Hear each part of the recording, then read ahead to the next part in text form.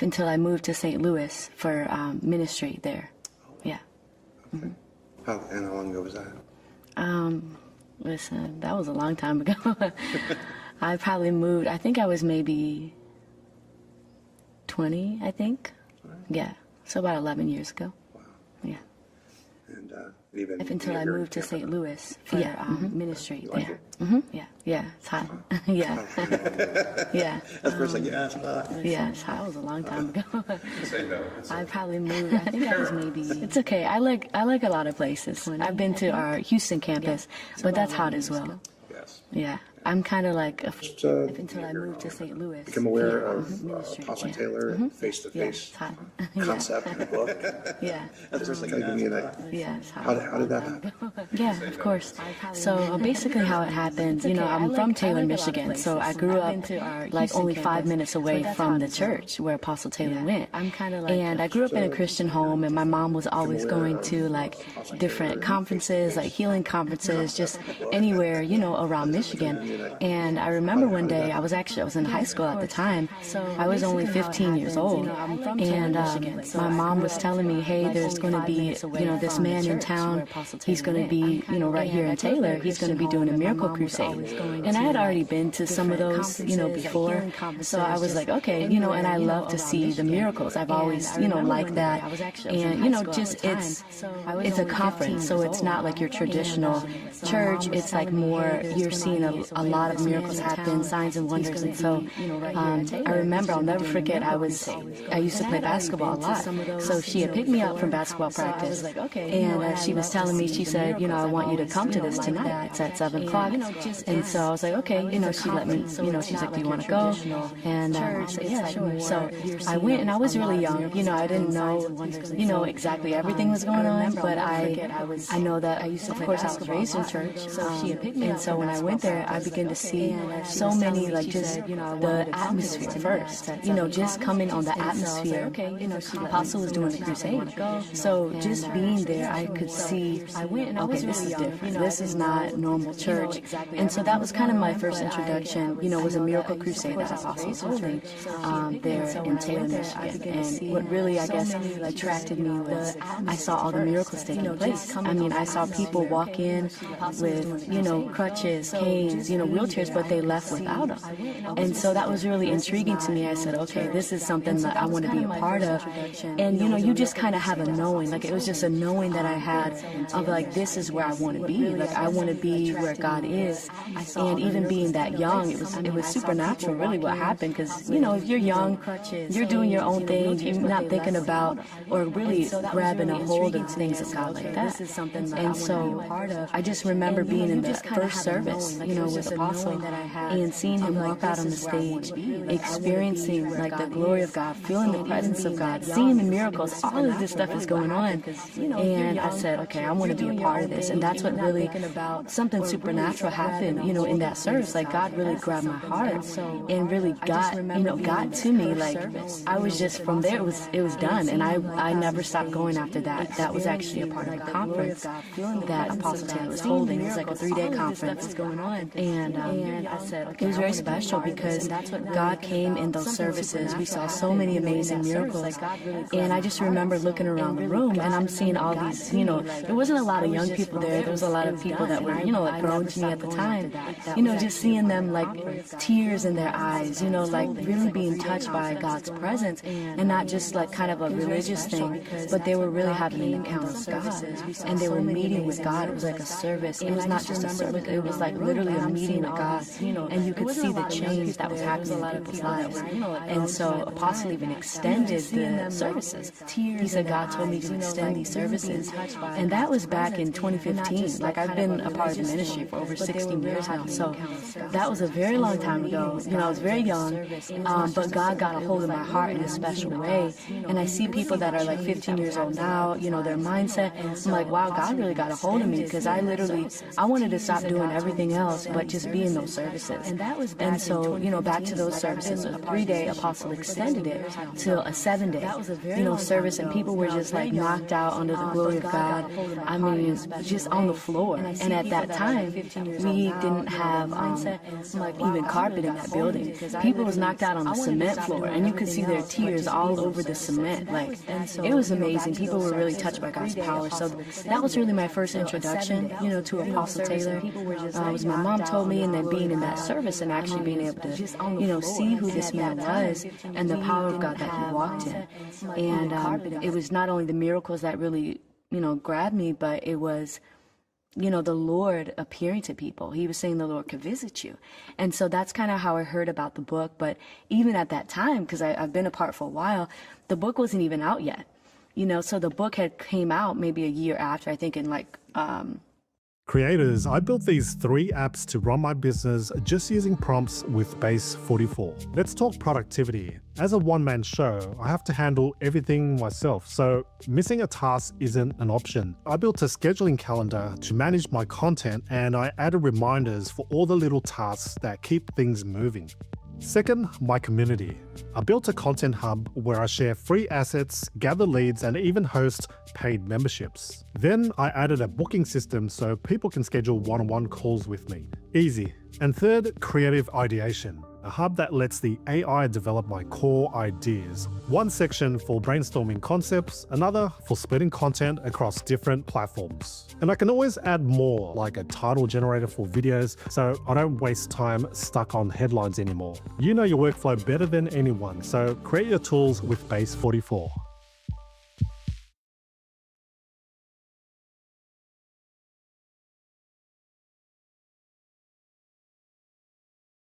2009, the book had come out.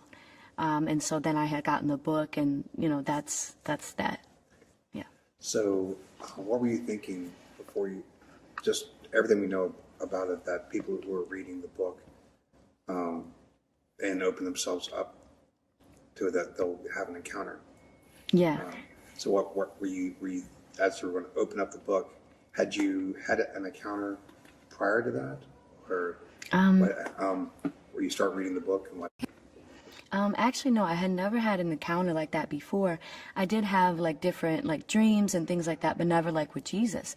So when I heard about the book, even that when Apostle was coming out with this book, because he had already begun to talk about the Lord appearing to you and that how the Lord appeared to him, I had known his testimony from what he had shared.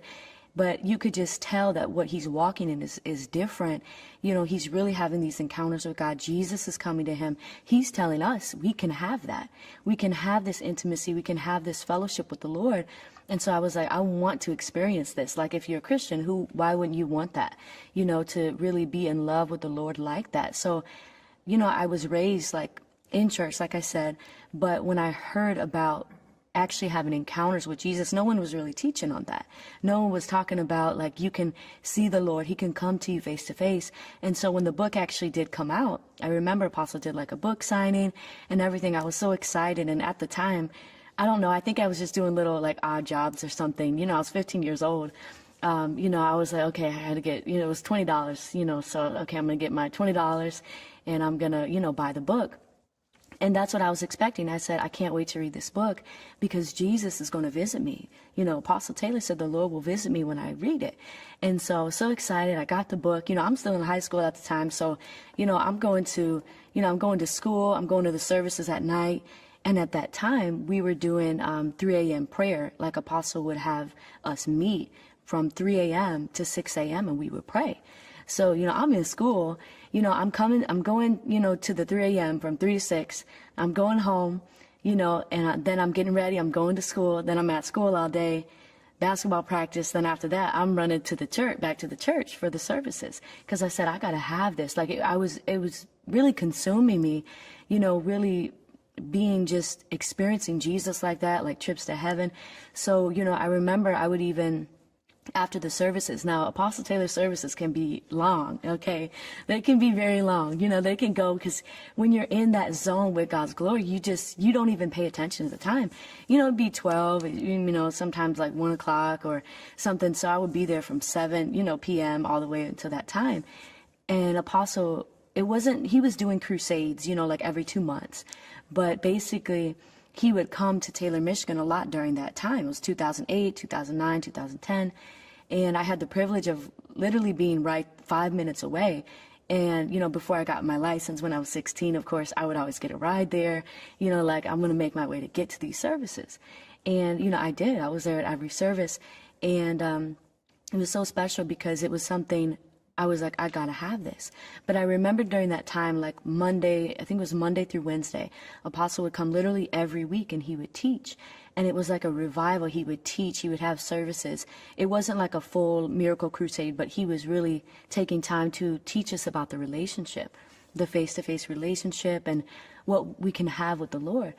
And so it really, like, I remember going, after services, then I would stay up like all night, with my notes, like, oh my God, I gotta have this. Like, I want this with the Lord.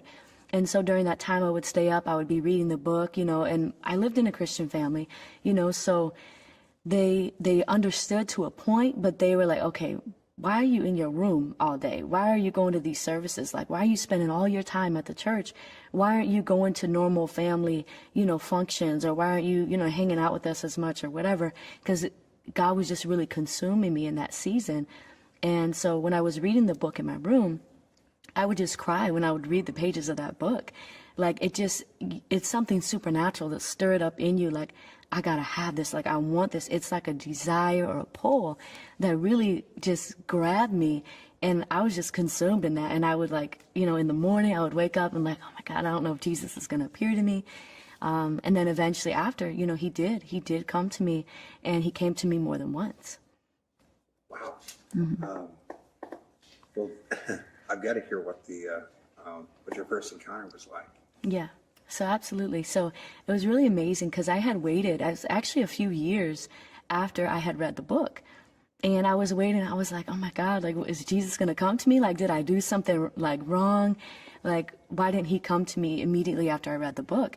And I was hearing testimonies that Jesus was coming to people after the first page, or it just being on their nightstand. And so I was like, okay, a year goes by, another year goes by. I'm like, what is going on? And so I had asked Apostle Taylor, about it. Like, the Lord hasn't come to me. And he would always in services, he would be like, how many of you has the Lord appeared to?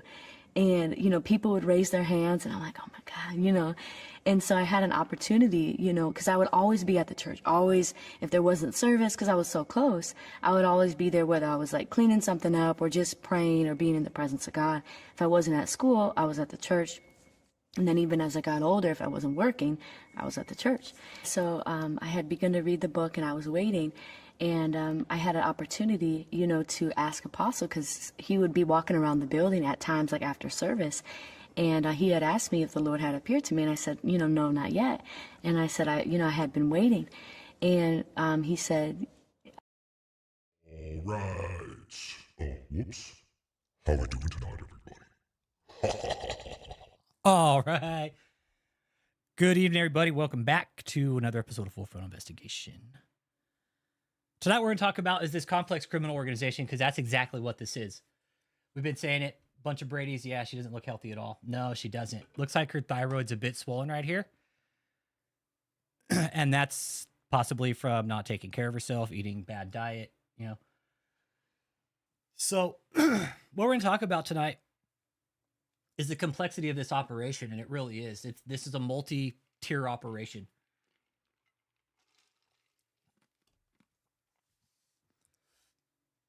Trying to figure out like which part of it. Man, there were multiple tiers. What could we talk about? What was the biggest moneymaker? What was the biggest moneymaker for the cult?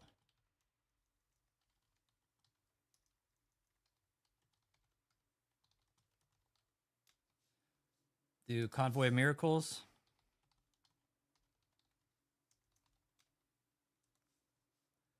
Do Amway? And what was the other one? There was one more that he was going to do. Amway, Convoy of Miracles. Man, he said he's going to do some off-the-wall shit, too. I mean, he said he's going to build a skyscraper. Oh, the Boeing campus. Boeing campus purchase. I'm going to put a poll in. Yeah, here we go. Okay, there we go. There's the poll right there. Okay, so Convoy of Miracles, Amway, or Boeing campus. Those were three pretty big events. I think that's just right off the top of the head. Were those three big events. So we had the Boeing campus, the Scamway, and the Convoy of Miracles. But, I'm going to dig up all the IRS shit again.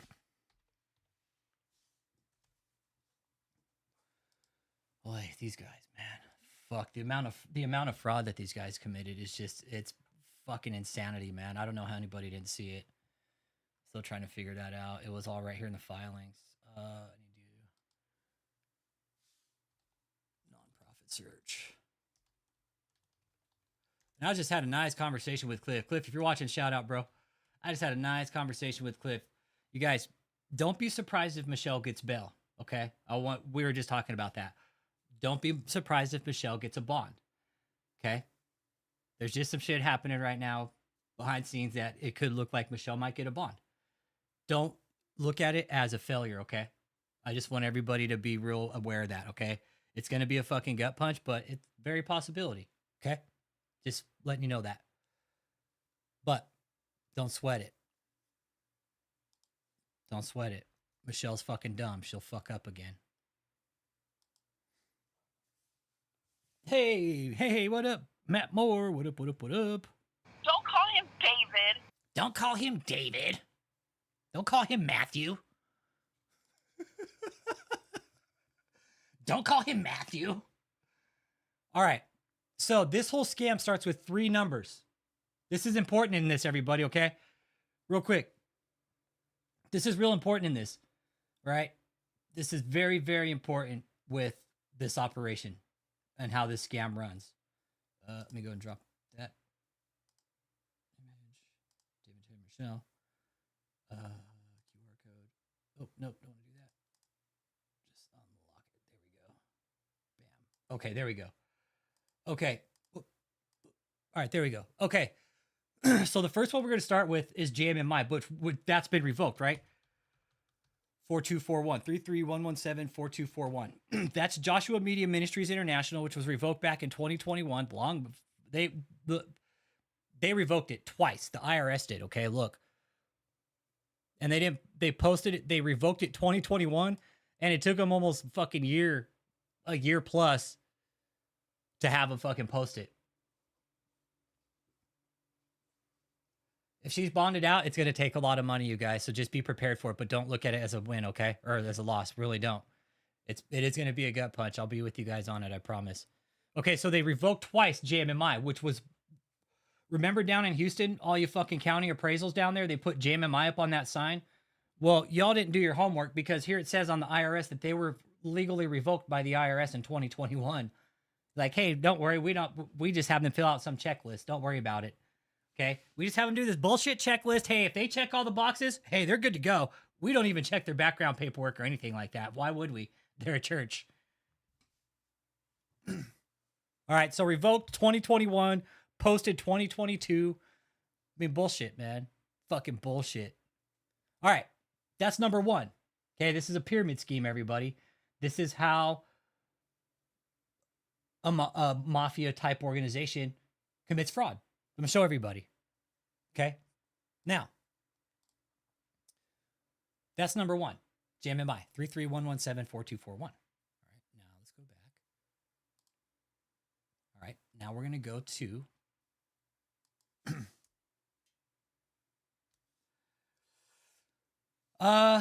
Here's the thing. Because there's a big hand that's being played right here, Cat Mom. Look at it like this. This is a long game, right? I know for sure if they're going to nail Michelle, they're not going to present all the evidence right at the pretrial shit. Nah, they're going to wait. They'll let Michelle out. Fuck. Yeah, give her some more rope. Fuck, let her hang herself. She could get bail. There's nothing in the books that's saying she can't. There's not. And we should all be very aware of that because this is how justice works in America. She could very well get bail, get bonded out. It's all up to the judge. Today was just a magistrate. It got pushed up to the main judge, which is her judge. Okay. So it's all up to the judge tomorrow, honestly, whether or not she gets bonded out. The judge can look at everything and be like, no, you're not getting out, or no bond, or yeah, I'm going to set your bond at 10 million cash bond. And if you have $10 million, guess what? You can walk out today. It's all up to the judge, you guys. It's all up to the judge at this point. We have no say in this process. We have to sit back as much as it might hurt and take the fucking shaft if Michelle gets bonded out. That's how justice works. It fucking sucks. Especially after all the money they just spent on the fucking raid. Oh yeah, more evidence. Yeah, let them build their case more. Fuck. Hey, let Michelle out. Let her go fucking do some more crimes.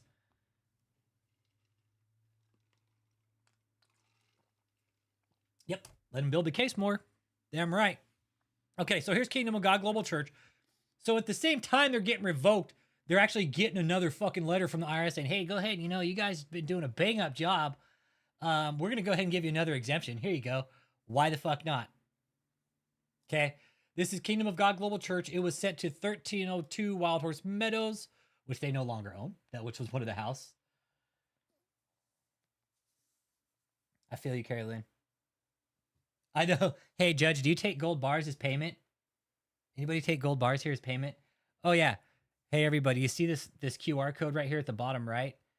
It would be really cool if you guys would sign that petition if you're here in America. I'm pushing for fucking reform now on the tax laws in the church. Fuck this bullshit that these guys have been doing. The FBI, they need to now start a new fucking branch of the FBI to investigate religious organizations. No questions asked. And in my opinion, it should be people from like all walks of faith too. Like that should be a requirement. It shouldn't be just people of one faith. Like that should be kind of a requirement of the position. Like, hey, we need people from all different walks of faith in here to do this because these are all different belief systems. Just my opinion, but I know it'll never happen because we don't have the money or the manpower to do that. Hey, but the church sure has a fucking time to take $86 billion from the government. But hey, we don't want to go after the church because you know what? They're just doing it all for God, everybody. All right, so this is Kingdom of God Global Church. I don't know. Okay, so effective date, 2016 right here. Bam. 2016. This was just before the deposition was released, okay? So David knew. So this is how you fucking do this shit. So JMMI gets revoked, right? The deposition is all about JMMI. What do? You change names. You change names to bury the fucking bullshit, and that's what David did. Went to Kingdom of God Global Church. But now, let's go to the other one.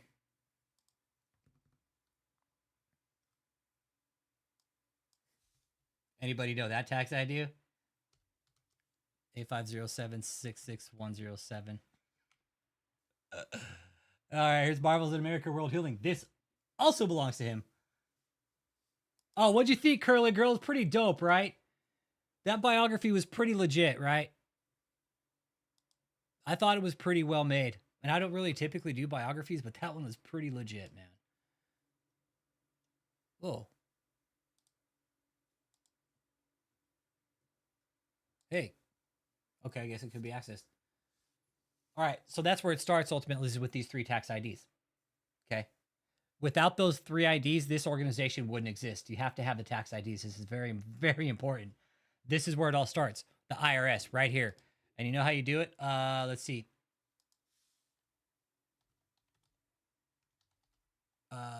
Exemption application.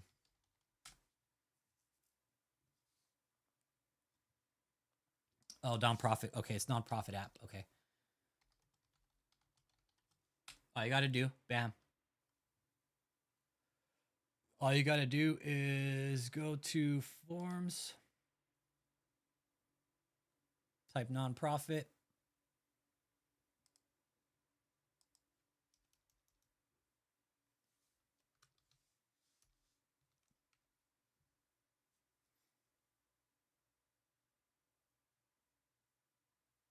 Right here, bam. This is how easy it is. Right here, bam. This is how easy it is right here to fucking make a church, to start a nonprofit. Streamline application for recognition of exemptions under 501c3. Just like that, man.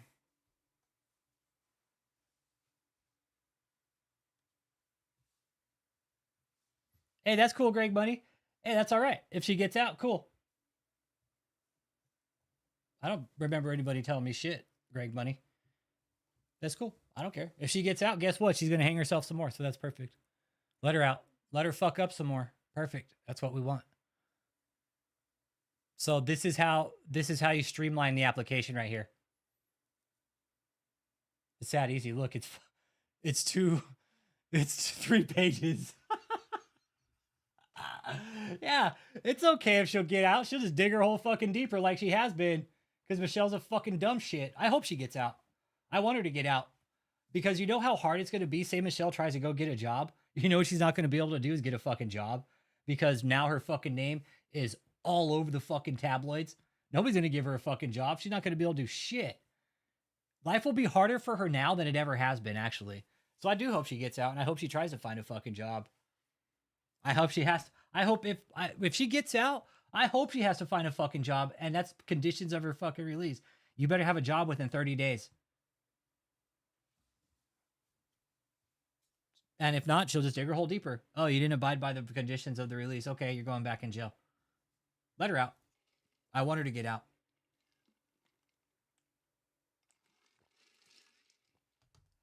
Yeah, I don't even know who Greg Money is, honestly.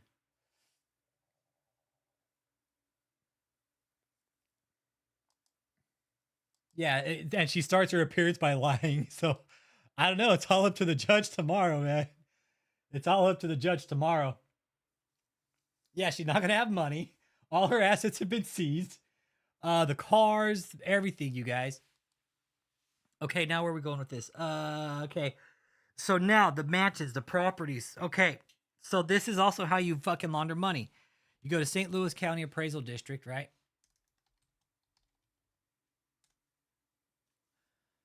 I think this is it. No, that's not it. I think this might be it right here. Let's take a peek. No, that's, I don't need that one. I need.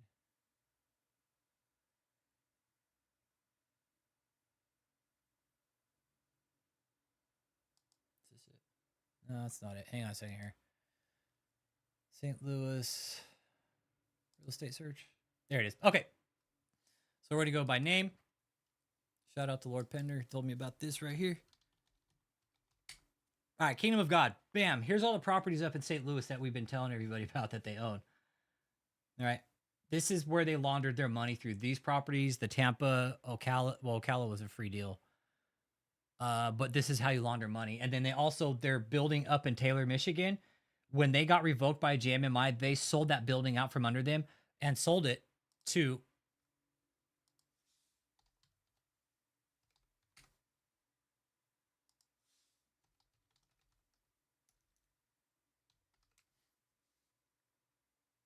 Kingdom of God Global Church. Why do you guys think they did that? Well, they sold the building out from underneath themselves, so this is who they sold it to, Kingdom of God Global Church. So they sold the building of JMMI out from underneath themselves when they're getting revoked by the IRS to dump the money, so the IRS couldn't come and seize the building. Oh yeah, the money pit. We're getting to that. Okay, so you want to look at the fucking money pit? That's 17329 Hidden Valley Drive. Tax info and receipt. Let's see if they paid their taxes. Parcel has no balance due. They are in total unpaid. So let's take a peek here. No balance.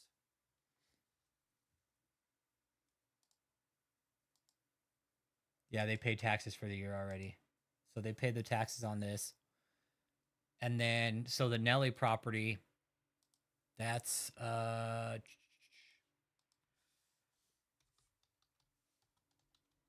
Hidden Valley Drive. It's a total shithole. It's a total fucking shithole. David bought it just for clout, build up his portfolio. This is all part of the money laundering process. And I talked to some sources about this. Oh, fuck it. I'm just going to say who it was. I spoke to the original owner of this house. Okay. And he will never come on the channel for whatever fucking reason. He was kind of a prick anyways. He would call and like fucking say, oh, I know this, this, and this, but I can't tell you. I'm like, dude, I'm sharing all kinds of shit with you. At least drop me something. He's like, no, I can't do that. I'm like, well, fuck ever, dude. Don't ever call me again. So the original architect of this house, right? he had got in contact with me over this, and we started kind of talking. But when he started being kind of a shit to me, I stopped talking to him because he was a shit. So he built this house and told me everything about it.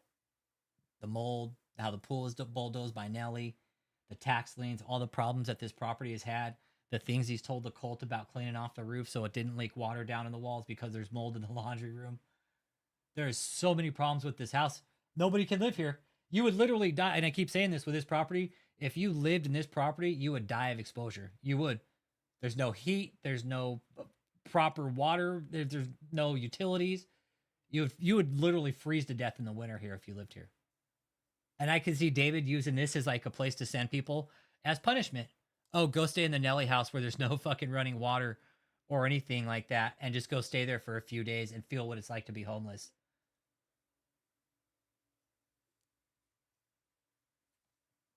I don't know, Daniela. Look, all the flooring's missing in this room. Flooring's missing here. So this is the Nelly property. Taxes on it are, they paid $24,000. Or donors paid actually $24,000. So anybody that donated money to this shithead, guess what? You're paying his taxes for him. You built his. Anybody who gave money to David Taylor, you built his personal property portfolio. And he's done nothing with these properties except just spend your money against them.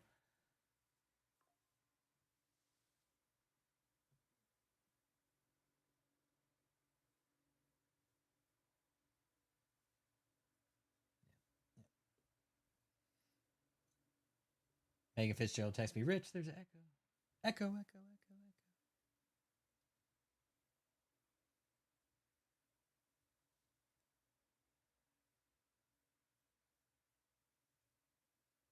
Yeah, no, I know. Somebody just called and said, tell me about the Nelly house. Yeah. Yep. Yeah, we know it's Nelly's house. Yeah, you guys built his cult. You guys did. You built his cult for him, man. All these shit properties, guess what? You guys, you know what's going to get out of them? Nothing now. This property is just going to be a dilapidated property. Give it another 5 to 10 years, it's just going to be fucking even more dilapidated. The county will probably just come in and bulldoze it and reclaim the land and fucking sell it off or some shit. Hey, thanks for the seed. Marley's right here behind me. I don't want to scare the shit out of him. He's like, can you guys please be quiet? He's all, I'm trying to sleep back here, Hobby. Please stop with that fucking bell, okay? Goddamn seed bell. Fucking annoying. Yeah. So this is part of the money laundering process, everybody. This is how you launder money through a religious tax exemption organization like this. You fucking dump it in a property when you start getting fraud caught up on you. And we can prove the fraud. This house is listed at 600 and something. They paid over $1 million on this. They paid almost 400 over asking price, and this place is fucking trashed. Kind of like David's underwear. David's all, you want to see something trash? He's all, look at my pads. He's all, those are trashed. My pads are trashed, everybody. And this really is a dope property. So Nelly bulldozed the pool. This is where the pool used to be, okay? So when the house got a tax lien put on it, when Nelly owned it, because he wasn't paying his taxes, he bulldozed the pool like a little shithead. So he bulldozes the pool, tears the fucking house up, man. Rips shit apart. House stays on the market for like a year or two, then dumb shit David comes in and buys. Oh, this is a great buy. We're going to turn this into a retreat. Oh, look, it's Nelly's house, and it's still got this. Hey, it's still got the fucking stage cases in there too, everybody. Look. It's a nice house. It's in a nice location. It really is. It's a bitchin' spot, man. But with David, he just bought it to build his portfolio. There's all the road cases right there for Nelly. Yeah, he paid close to $1 million for this property. Dude, he was laundering the money, kid. Dude, he was laundering the money. That's how you do it. You pay over asking price for shit property, man. Fucking launder. Be like, hey, I'll take it. Fuck, here's the money. Cash, dude. Short sell. Bam. Done. Done.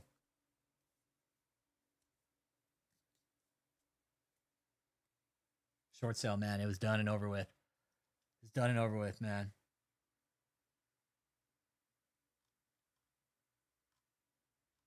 So that's the Nelly property. That's one of the properties. 18205 Hager Lane. This is another one. This is where they found Joseph at.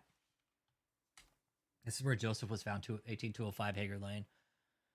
So he had everybody split up for obvious reasons. I mean, because he knew what was coming, I think. David did. I don't know if they have more pictures. Let's take a peek here. That's Hager Lane right there. Let's take a peek if they have more. Yeah, okay, here's more of Hager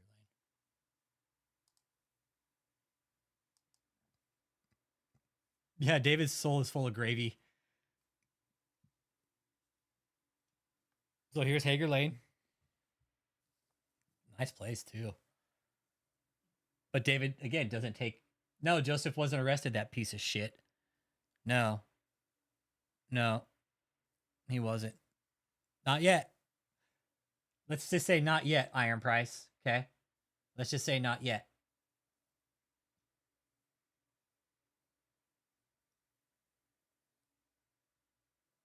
This is where they found Joseph, though, was here, 18205 Hager Lane. While there's fucking 50, 60 people sleeping down on the floor in the fucking mansion in Tampa, Joseph's fucking dopey ass was up here living. They'll get him. They'll get him. Yeah, they'll get him.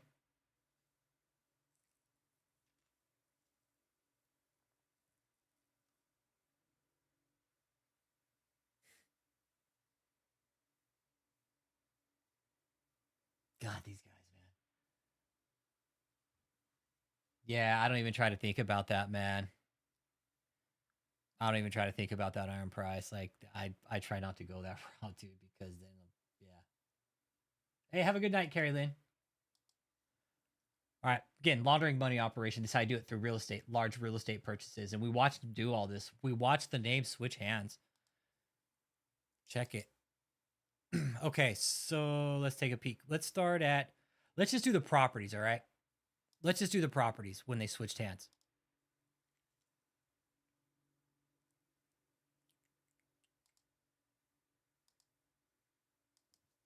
Okay, so 2021, bam, switches hands right here.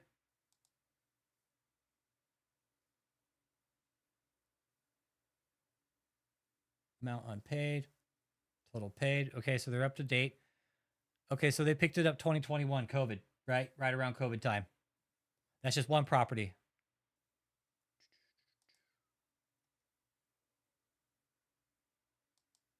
Let's go to 15400 10 page. Tax info and receipt. They've had this one for a while, actually. Okay, Harold Lewis. Bam, 2021, they pick it up. But here's the other thing. Here's the other thing, everybody. Kingdom of God Global Church. There's Kingdom of God Global Church on this, right? Look at these. Okay, right here. Inc., LLC, and then church. See what they do? This is how they do it right here. Look, they put them in incorporated and LLCs and shit. So when the feds come to raid them, it's like, oh, that's an LLC. No, but it's still part of the fucking organization. That's how they do it. That's how you fucking launder money like this, man. It's brilliant. It's brilliant. David saw a chink in the system. He's like, oh, nobody will ever find this out. But no, we did. We did, David. We found out what you were doing. This is just one county, too. Got 3, 6, 9. There's 2 down in Florida. That's 11. We know he's got other properties set up. You got the hotel in Houston. That's 12. The one in North Carolina. That's 13. So Dave's got all these properties. He's got to pay taxes on all of them, too. So that's what's next. Eventually, all these taxes are going to start becoming due. Who's working there to pay the taxes? And they are due. Taxes are coming with these fuckers, man. Let's see. Let's see how much it was in 2024. Ooh, they haven't paid. Look, they haven't paid 2024 yet. They're like, oops, sorry about that bill there. Nice. They haven't paid this one. This is good. Look, right there, unpaid. Amount unpaid. Tax billed. Penalty, 600. Interest, $4,000. Yeah, he paid the taxes on Tampa, yeah. Yeah, he paid the taxes on Tampa. But look how the tax have just steadily increased over the years. Look on this property, this 15,400 10 page, little slump there, but now they're just showing a trend upwards. Bam, 32 grand total paid. He hasn't paid it, unpaid 32,000. So that's a biggie. Now that the assets are all frozen and nobody has access to them, I'm pretty sure that bill's not going to get paid, and this will just go to market or some shit. Maybe, I don't know what they're going to do with it. 32 grand.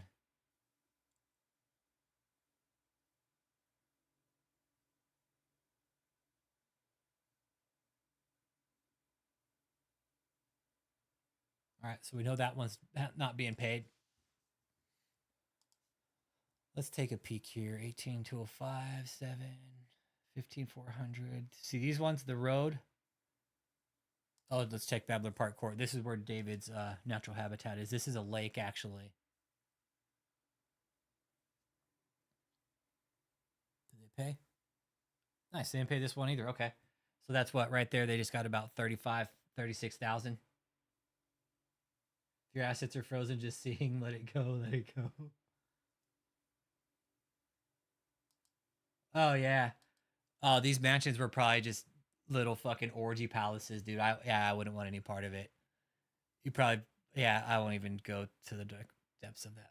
Yeah. All right, so they owe on that one 6 grand. The other one's 30 something is what they owe on 15,400 10 page. That's Babbler Park Court. That's just Wooded Fork Drive. Let's fucking look for fucking shits and giggles. Let's check. Giggles and shits.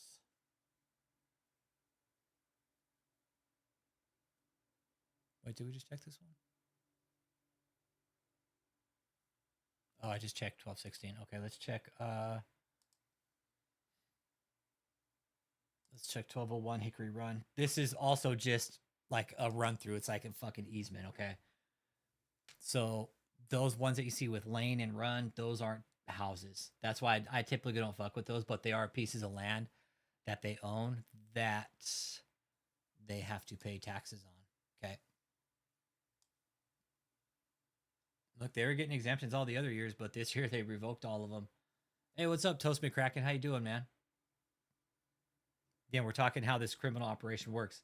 Land, money, houses. This is where they dumped all their money, was in the fucking land and properties, man. All their money is literally dumped into this. All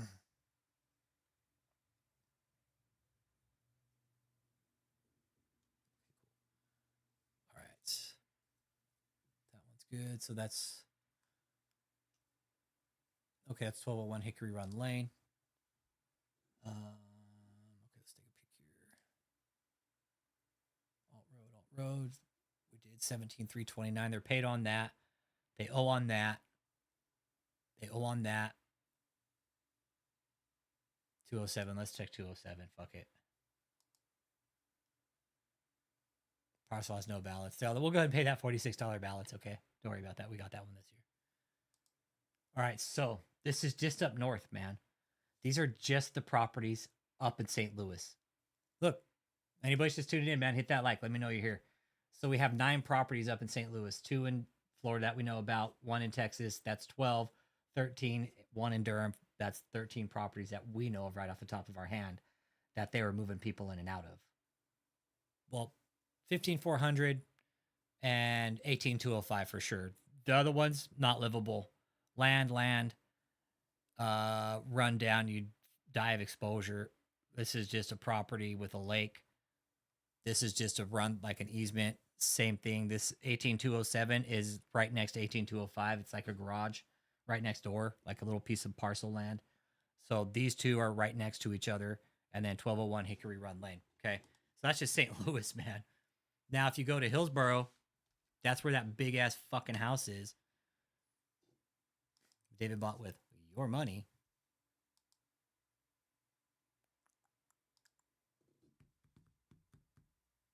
Go and do proper research. Do do Kingdom of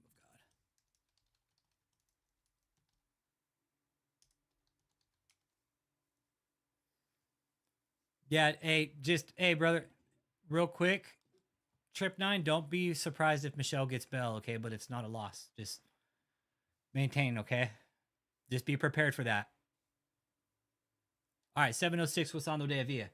Donors, you also paid for this. You also paid for this, okay? You paid for this property. Oh, yeah, and there's a $20,000 lien on this property now, too. They got to take these trees out.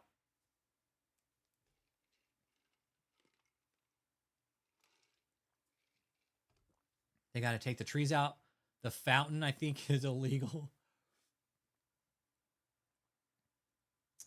Okay, let's take a peek at the value here. They did. Let's take a peek at the tax info. Where's the tax? There it is, right there. Let's see.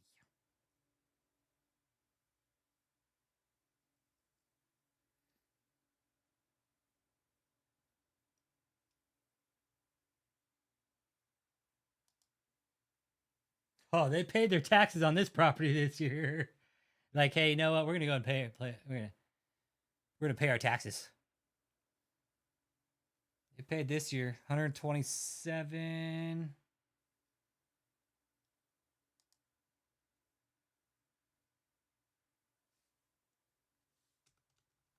Right there. Bam, 128. Yeah, the crossing the pools with 20K. Dumb fucked it. See how delusional David was? He's like, I'm gonna go and put a cross in the bottom of this pool, okay?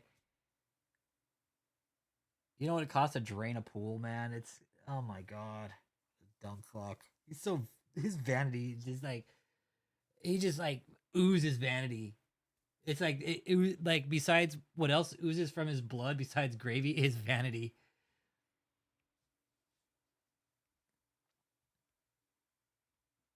Yeah, and you know why they had guns? Because they had gold. That's why. I was talking to Cliff about that. He's like, yeah, that's why they had guns, because they had a bunch of fucking gold there. They're babysitting. You protect gold, man. You're gonna have armed people like that. With that kind of weight, they had 200 ounces, I think is what Uncle Jake said. That's about $500,000 worth of gold. 200 ounces.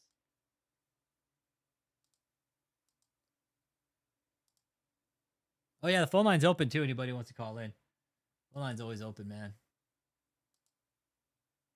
And I urge anybody to call in. Anybody ever want to fucking call into the show, talk shit to me, whatever? Don't like what we're doing, you think we're doing it wrong? By all means, call in, tell us. Let us know how shitty of a job we're doing. We'd love to hear it. Yeah, eventually they're not going to be able to keep up with a mortgage on these properties, man. That's a tough bill right there. They had to crack on that one. Bam, 128. Gravy and Glaze, yeah.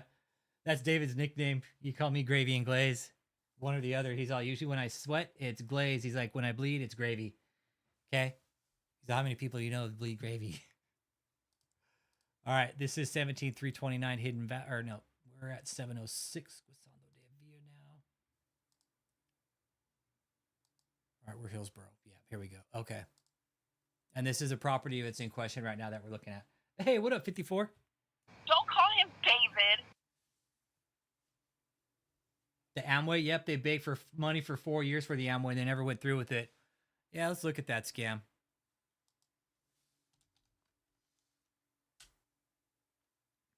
Oh, yeah. Hey, you guys, real quick, I want to let everybody know something. Okay. Real quick.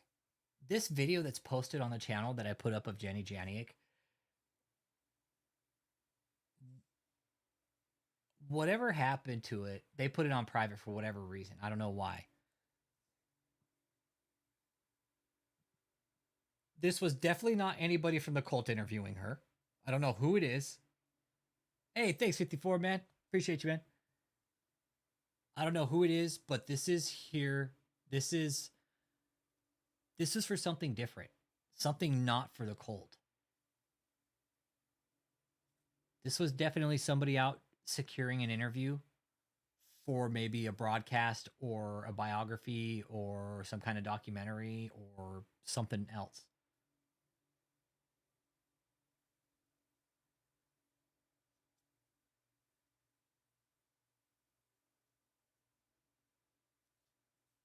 We got here.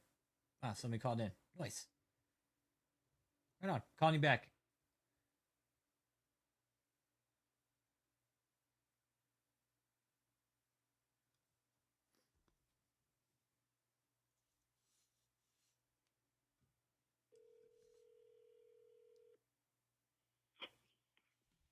Yo. Hey, what's up, man? You got the show. What's going on?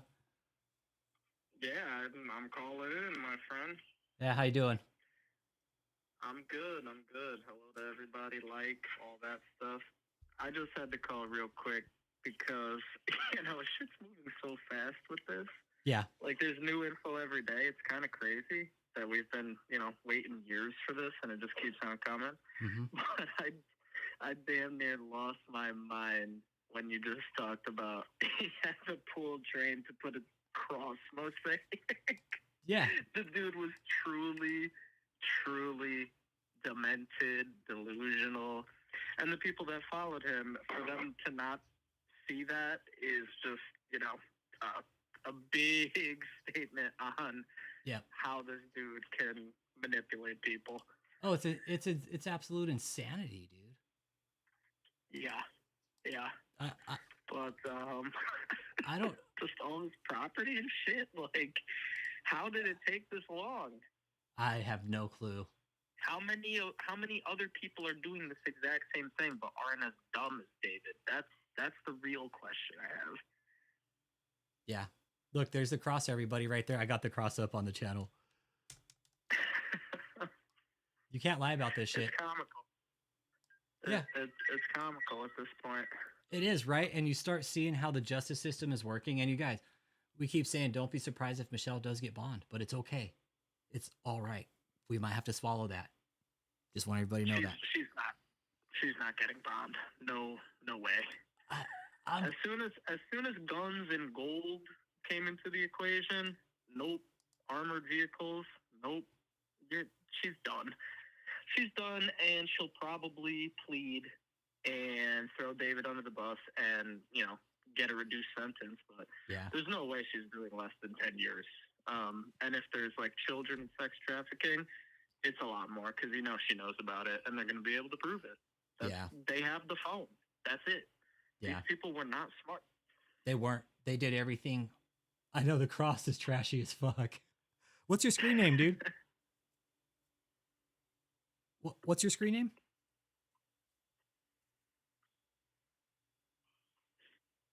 Hey, bro, what's your screen name?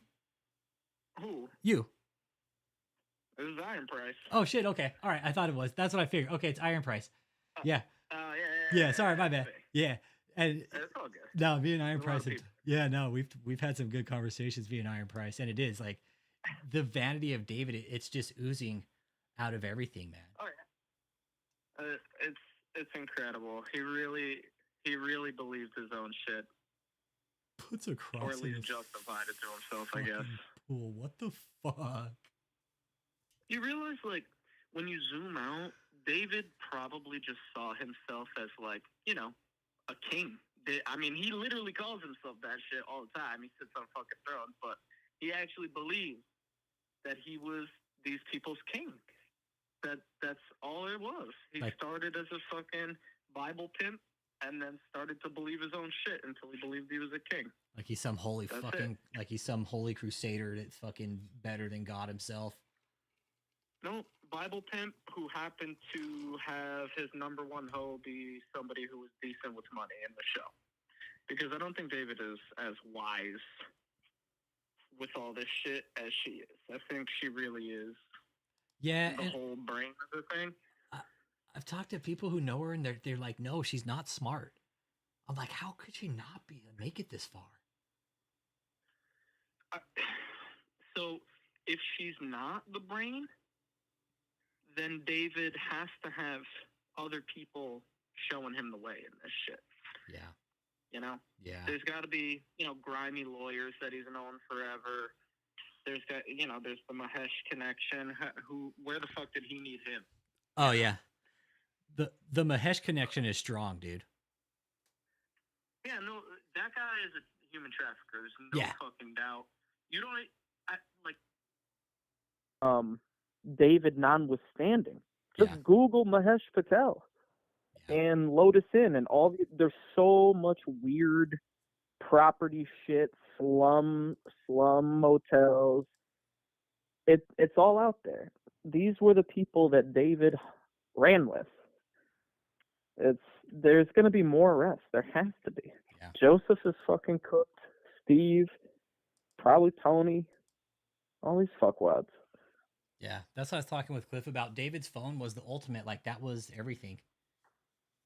Everything started. And Michelle's too. I'm telling you, they all were in on it. They all knew.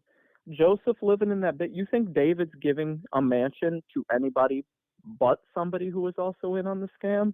No fucking way. Yeah, he's trying to. What I found out too was like he was trying to discharge a lot of his shit, like give it away to people. Oh, David? Yeah. Oh, so you think he just fucking led Joseph around for 20 years and then gave him a mansion, a couple months before he got arrested? Well, none of it's in Joseph's name. It's all in the church's name. Wow. Yeah. Inner Space Alchemist, they're both smart as far as being cunning to deceive, yes. They're not wise, though. Exactly. Big difference. They're fucking cunning. Exactly. And that's no. There you go. That's exactly words have been used to define Michelle cunning. Mm-hmm. Just a lying stack of shit narcissist. And at the root of all of this is greed. Yeah, money. And if David,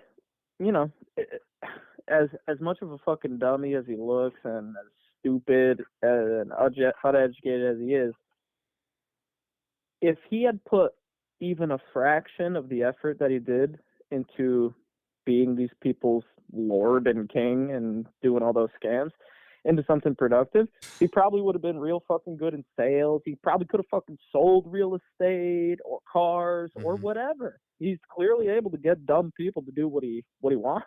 Yeah. So he could have been less grimy and still been all right. But he's greedy as fuck.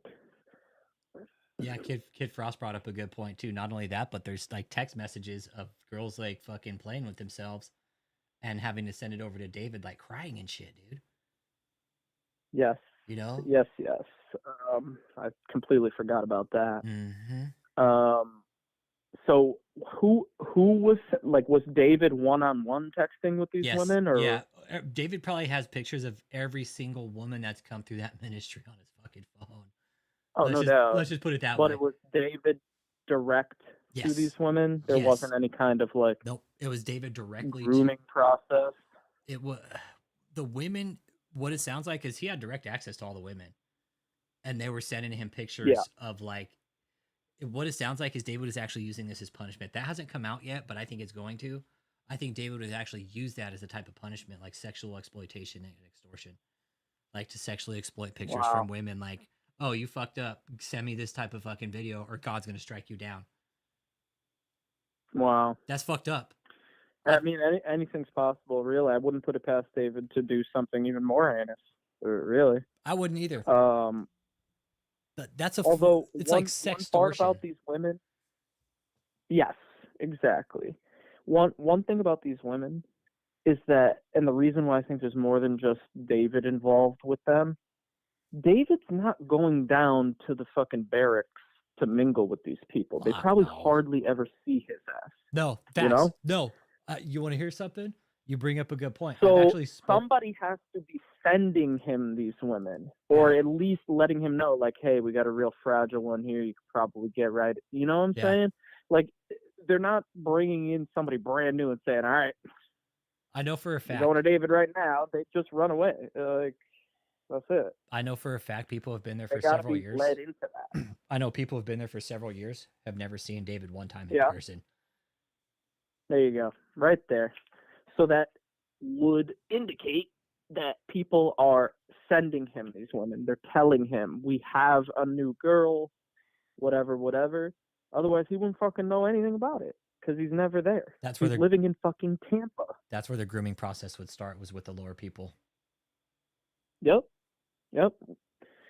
So that clip, I can't remember if it was earlier today or yesterday. that you were playing, it was like a recorded phone conversation between somebody with David and then some woman. Who were those people? That was one of our community members and one of the cult members. Wow. Because that shit was wild. Like, you know, you don't get to hear from them direct. Like, we hear about the shit that they do, and then we see what David produces, right? But to hear like a full-on cultist talk about him like that, yeah, even after all this shit has gone on, it's like, whoa. Yeah, to hear the vocabulary, to hear the way they talk, you really hear the psychological control, man.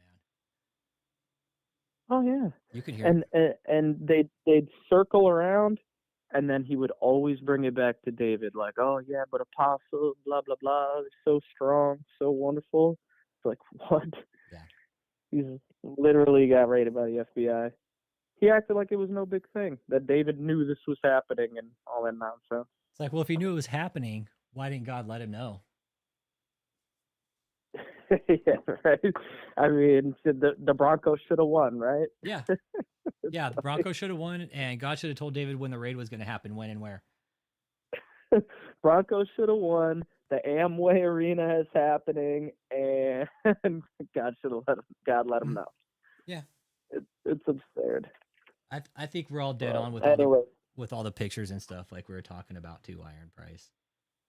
Like, they're gonna find, no doubt that people are feeding him these fragile people, and they're gonna find all parties involved. And I do think Michelle's in on that.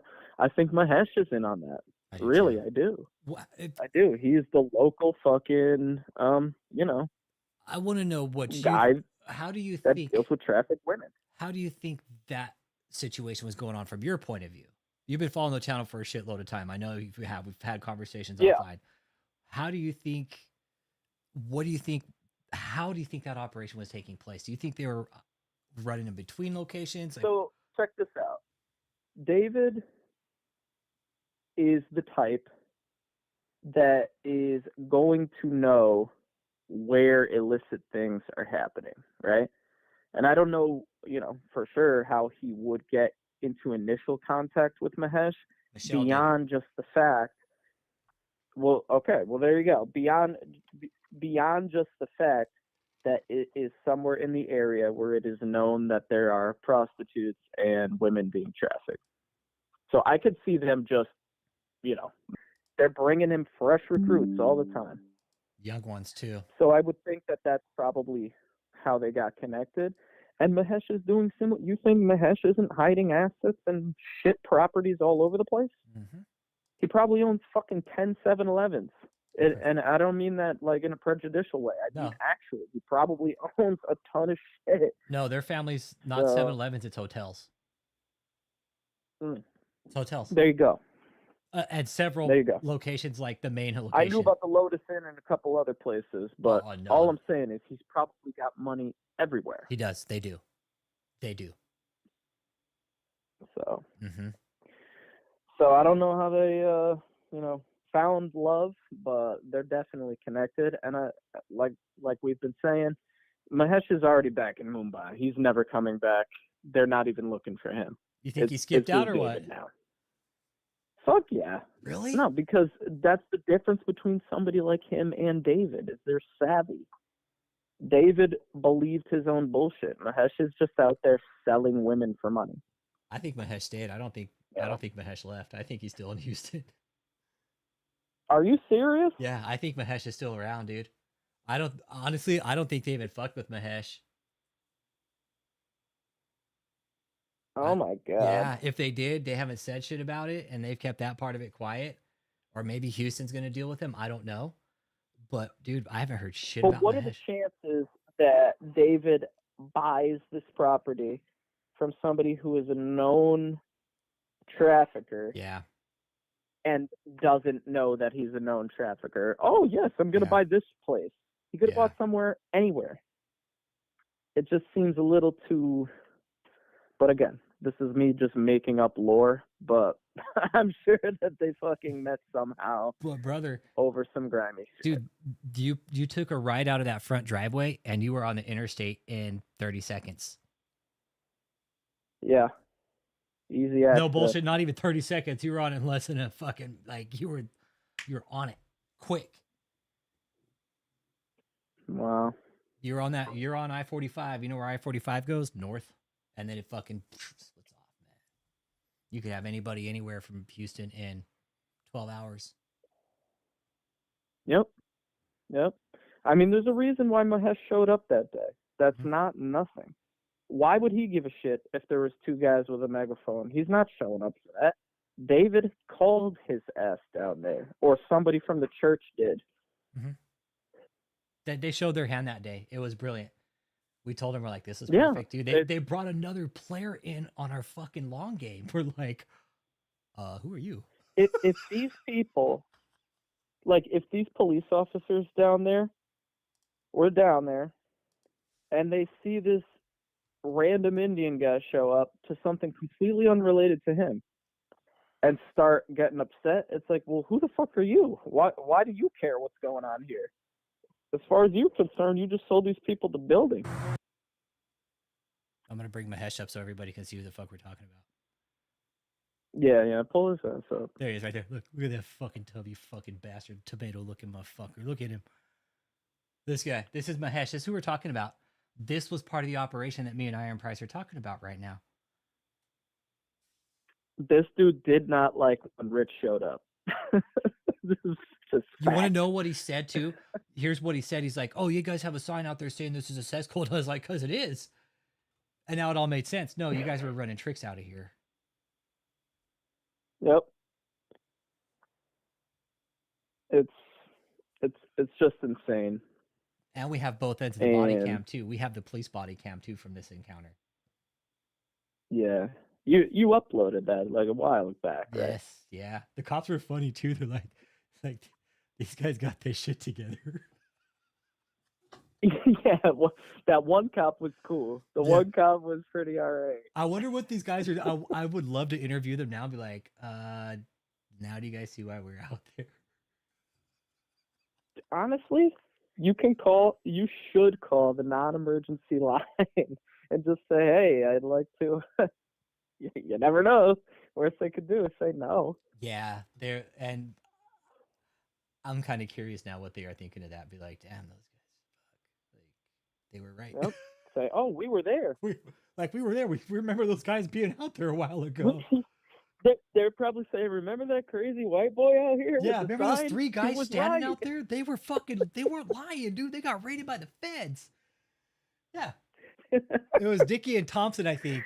This was Thompson, and then the female was Officer Dickie, I think. Yeah, Officer Batty. Yeah, she was cool too. Yeah, Officer Batty, they could probably run like a 540 in like 30 seconds flat and shit, you know? Oh, yeah. Yeah. She was looking good. Yeah. She was so polite. Yeah, she was. Yeah. This guy was like, fuck. He's like, all right, these guys. But yeah, this is the guy we're talking about, man. Mm-hmm. Lotus Inn, people. Lotus Inn. Yeah, Lotus Inn off on Telephone Road. Look it up. It's a shithole. It's an absolute shithole. And this guy, all roads. And it's just one of many that he owns. And when you check this out, when you do the background paperwork on it and you dig down the hole, all roads lead to the Lotus, like all roads lead to Rome.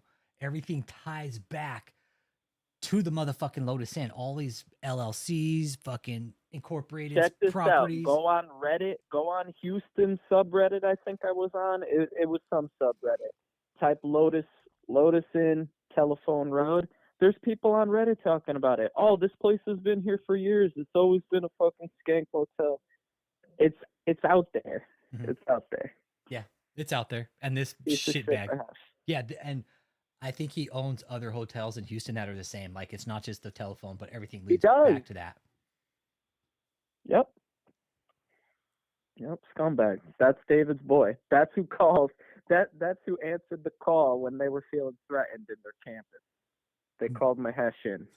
They called in the heavy. Sick fuck. It's wild. I think they could All have right, been. Rich, let me let you go, man. All right, Big Dog. You have a good night, Iron Price. Thanks for the call, brother. Always a pleasure. Yeah, man. I'm still getting watched, but okay. You guys, keep the faith here. This isn't over. Catherine Crick, she's next. Yeah, fucking A. I don't even want to think about her right now. Yeah, I know. It's all right. I'll see you later. All right, later, brother. Bye. All right, cool. Thanks, Iron Price. Appreciate you, man. Appreciate you. Thanks for the call, man. Like when y'all call in, man. It's good to get your guys' point of views because it's important, man. It's important in this.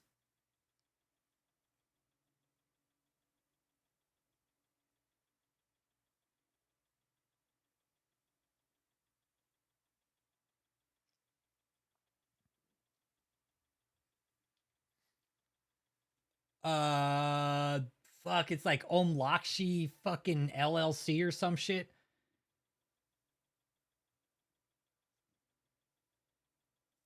Not too sure. It's Uncle Jake had all that paperwork somewhere, man. It's like Lakshi or some shit. But then, like, when you dig up the paperwork, Aaron, it branches out into a bunch of fucking LLCs and shit like that. And then, but everything leads back to Lotus Inn on Telephone Road. Yeah, it is. It's some fucking swanky ass fucking gutter motel, dude, owned by this family, the Patels, man. I wonder if Kashyap Patel is like buddies. They kind of look alike. Kashyap's like, yeah, that's where I go to stay when I go to Houston. He's like, I go to my cousin Mahesh's hotel. I get free room and board.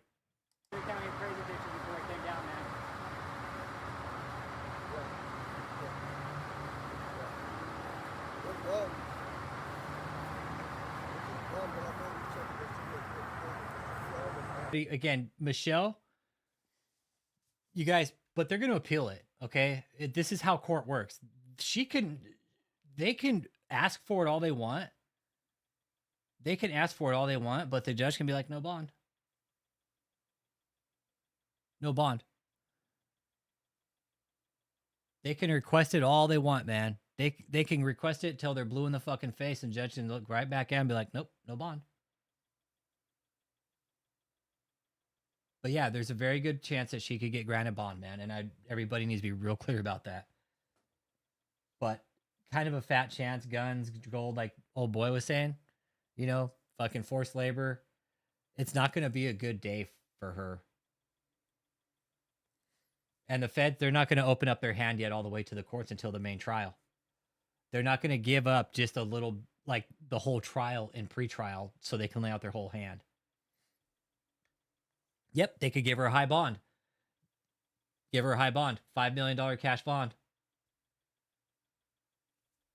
Yeah, of course, that's how it works. They always, Richard, this is how it goes, dude. It's going back and forth now, dude. It's the scales of justice. They're going to start weighing out, man. This is how it works. We are watching the justice system work real time. It's got another call. I'm going to call this one back too. Appreciate you calling in, man.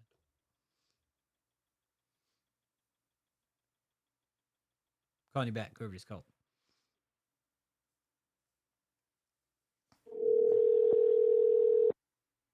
Hey, Gator, what's up? What's up, dude? Hey, what's up, man? Who we got? Oh, not much, man. Just calling in.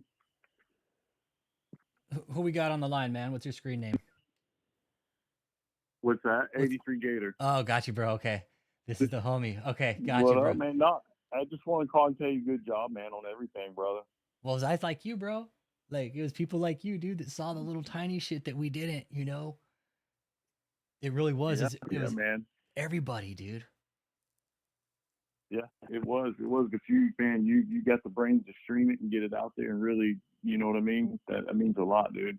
She was given a $10,000 unsecured bond in order to wear an ankle monitor. Oh, he was? Michelle was. David's still in there, though? Yeah, David, as far as we know, is still in Pike County. Yep. Okay. Yeah, he's still in. He's watching. That's crazy about the gold. Dude, you know, now we know why they had assault rifles 83, right? Yeah. Why yeah. would? Why now else? we know why. When she went swimming in the pool, the security guards had freaking guns, AKs, like. Yeah. Yep. You know, it all makes sense. Everything's adding up now, right? Everything we're talking about and seeing online and everything, it all makes sense, man. Yeah. Yeah, those guns weren't to protect the people. Those guns were to protect the stolen assets and everything else, you know? Yeah. I'm thinking the gold. I was talking with Uncle Jake about this, and I had pretty upset about that. I'm like, what the fuck are they doing with all that gold? He's like, it's not illegal to own gold, Rich. I was like, yeah, Right, it's right. not. I was like, You know what's crazy? When we went, me and my wife, to the Tampa house, we went all inside, bro. We've been on the roof of that house, and when you would see people everywhere while I was working, but me and my wife were like, "Where is everybody at?" There's not even a nightstand. The rooms, everything was completely empty, bro. And like following David Bush around the Joseph house, or I'm sorry, Joseph Bush around the house. You know, he kept a tight eye on you. You know, he made sure you weren't looking. You could tell, bro. You could read it, and all the doors were closed, and it was just the state had not one piece of furniture in it. will you tell someone in the community like what you did now? If you're okay with it? Like what? Yeah, I'm cool. Am I live right now? Yeah, we're live, brother. Yeah, we're Yeah, listening. yeah, yeah. No Okay, big deal. take it, brother. Go I was ahead. actually I was a painter. I just got a recent call one day, and it started. They wanted me to paint their waterfall at their Ocala estate. So I did, and I charged them like $1,500. It took like 4 hours. And at first, you know, I was nervous about the money, but you know, he paid. But doing this job, you know, you got a Bentley coupe, Sprinter van, just like at the Tampa house I worked at. You had $250,000 me, and people walking everywhere, all over the property. Now the Ocala estate was more country. It wasn't like the Tampa estate, but that's what first made me like, but I didn't think nothing of it. I'm like, whatever, because they were moving. There was U-Hauls there. So I was like, oh, whatever, you know. They probably just got a bunch of help, friends, family, whatever. And then they wanted me to go to the Tampa estate and do a big job there, painting all the hand railings. It's a big deal, man. We did a lot of work. We were supposed to do gold leafing. The house is actually made out of travertine, which is a living organism, and it hadn't been sealed in forever.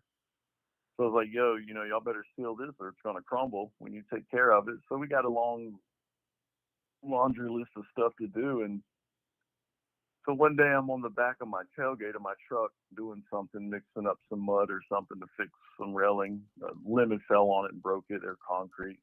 And a contractor comes up to me that's working on the pool house. And he's like, yo, isn't this weird? This is probably a cult. And I'm like, yeah, this is kind of weird, man. And this was only like day 3 or 4 there. Mind you, this place is humongous. And so then like a couple of days later, my son comes up to me because my son was working on the job. I had a few guys there. And he's like, yo, he's like, every time I walk by somebody and turn around, they're gone.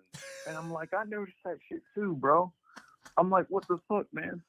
So then we start testing it. When I walk by somebody, I took 10 steps and I turned around and then some bitches were gone. And I'm like, this is fucking crazy. And you could like turn the corner on the estate and there might be a girl or somebody out there on a laptop. And you turn around and that joker's gone. You can't talk to nobody. I tried to talk to a few people to ask, to have something to ask Joseph Bush, and I couldn't get a hold of them. And it's just a blank face, brother. They just turn around and don't talk to you. All the guys were wearing nice clothes, suits, button-down shirts, khakis. The girls' dresses. All of them had dresses. You know, girls in jeans, shorts, tight clothes, all dressed. They all look like church people, you know, walking around with phones, laptops. And what I got from that, that's them running the call center and phone calls and shit. That's kind of what I figured out for now. But I remember I put my phone in the garage one time and nobody was in there, and there was a Bentley coupe in there to charge my phone. It would have been like an hour, and I went to go walk in there to grab my phone. And dude, 2 security guards ran down on me, and they were like, "What do you want? What are you doing?" And I was like, "I'm getting my phone. I have it on the charge." Well, they didn't know that. And he's like, "Well, we'll get it for you." I said, "No, the fuck you're not." I said, "I'm getting my fucking phone, man. It's, you know, it's like 6 o'clock and ready to go home." I said, "I'm getting my phone, going to the hotel." So that was kind of strange. And then, dude, like a week later, we're fucking working, and Michelle's in the pool, dude, with freaking armed security guards standing around her. And that's when I was like, what in the fuck? I was like, what do I have to be worried about? Because my son's here. Like, why does she need protection with, like, are we in danger? Like, it just felt fucked up, man. And then we kept plugging, dude. And that Monday we showed up, and Joseph Bush approached me first thing in the morning when I got there. And his exact words was that all the vendors had to get off the property, that they had somebody very important coming, and that it was for the whole week. So I fucking lost my mind on them, because that was my week I was finishing and getting my payout. And I'm like, what the fuck do you mean, dude? I live in Ocala. So I got to pack up everybody and haul, I got a hotel across from Universal, whatever, I got us all set up. And I prepaid for all this. So I got pissed, man. So I just packed my shit and left, and he called me. And I let him have it. I was like, fuck you. You know what the fuck you doing, you sick son of a bitch. Dude, I went off on him, man. And he called me, and I hung up on him, and he called me back, and he was trying to Venmo me money to come back and finish the job. And I was just like, you know what? Fuck you. Forget the money you owe me. I don't want none of your shit, dude. And that was that, dude. It was crazy, bro. Like, the people, they were lost. I'm talking, it looked like staring at somebody whiskey drunk, dude. They stare right through you, man. You explained something to me one time when we first started getting in contact and we started sharing information about everything. You explained. Oh, I seen they pulled one day when I got there in the morning. They had a huge. I didn't even know they made this. It was a huge, like, mini semi-looking truck, and they were pushing bin after bin out, shredding paper, dude. I'm talking like hospital bins that you put your clothes in, and they were, back to back, dude. And I was like, what the hell? All this stuff kept adding up, dude, and it was shot out, man. Shot out. Does it all make sense now? It all makes sense, dude, and that's why I called you, bro. I've just been so busy, a lot going on, but I'm just thankful that everybody, and you streamed this, and everybody just opened their eyes, because this is real. Like, that man messed a lot of families up, took mothers and fathers from children, and just brainwashed people, and he's a bitch, dude. He just picked the weak.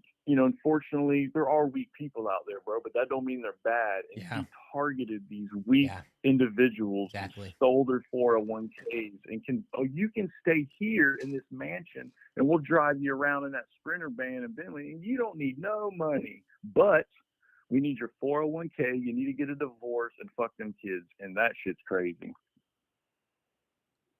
Yeah, I'm glad it's over. We still have a ways to go, though, Me man. too, dude. Yeah, it is, man. But they're going to pay. They're not getting out of this, dude. You explained to me how the people, they were like robots. We explained that to him. Like, how it was really unique how you said they had like a set path that they would walk. Will you explain that? Yeah, bro. Very structured, man. You could tell that they're told how to move. Period. Like I said, dude, you'd see somebody, hey, man, is Joseph Bush, I can't get a hold of him. Is there a way you can go in there and get him? And they just wouldn't even respond, brother. They would just walk away, man. And it's crazy, dude. They would just literally disappear and just stare at you. And I'll testify that to the heart, and that's facts, man. My wife was there. Dude, they told us that they were buying a skyscraper in New York, and they were going to fly me and my wife out to look at the building to do work on it while we're standing on the roof of the Tampa estate. We were like, what in the hell are we in? And, dude, my wife is a very strong Christian lady, and she knew immediately. First time meeting. She said, this I don't think you should do this no more. And I was like, dude, I think you're right, man. This is crazy. Women's intuition, man. I'm telling you. I remember you told me, like, my wife's gut instinct, right? When she got out of the fucking truck that day, something's wrong. I remember that. Yeah. I'll never forget that, Gator. Yep. She said she was sick to her stomach, man, just immediately pulling in that place, bro. She knew, your wife knew something was up right from the fucking get-go. Yeah. Yeah, well, you follow the spirit like she does, bro. She believes in God, and I do too. But she's like hardcore, you know what I mean? Very strong, they feel it, bro. It's Yeah. in them. Yeah. When you have a good Christian person, like a good Christian solid background, you know, Yeah. you feel it. You know, sober, don't really curse like that, walks pretty straight. You know what I mean? Yeah. They feel it, bro. They know. Can I ask what your wife thinks of all this? Like, what does she think of this now? Is she like, oh my God, like this was actually.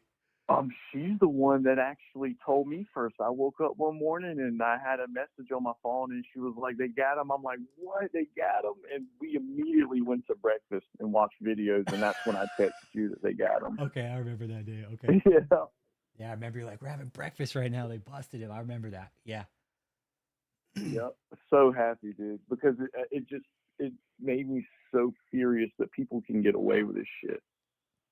You know, and they use the church. I think I'm not even Christian, Gator, and it's offensive that they do this with religion. It's the worst kind of abuse.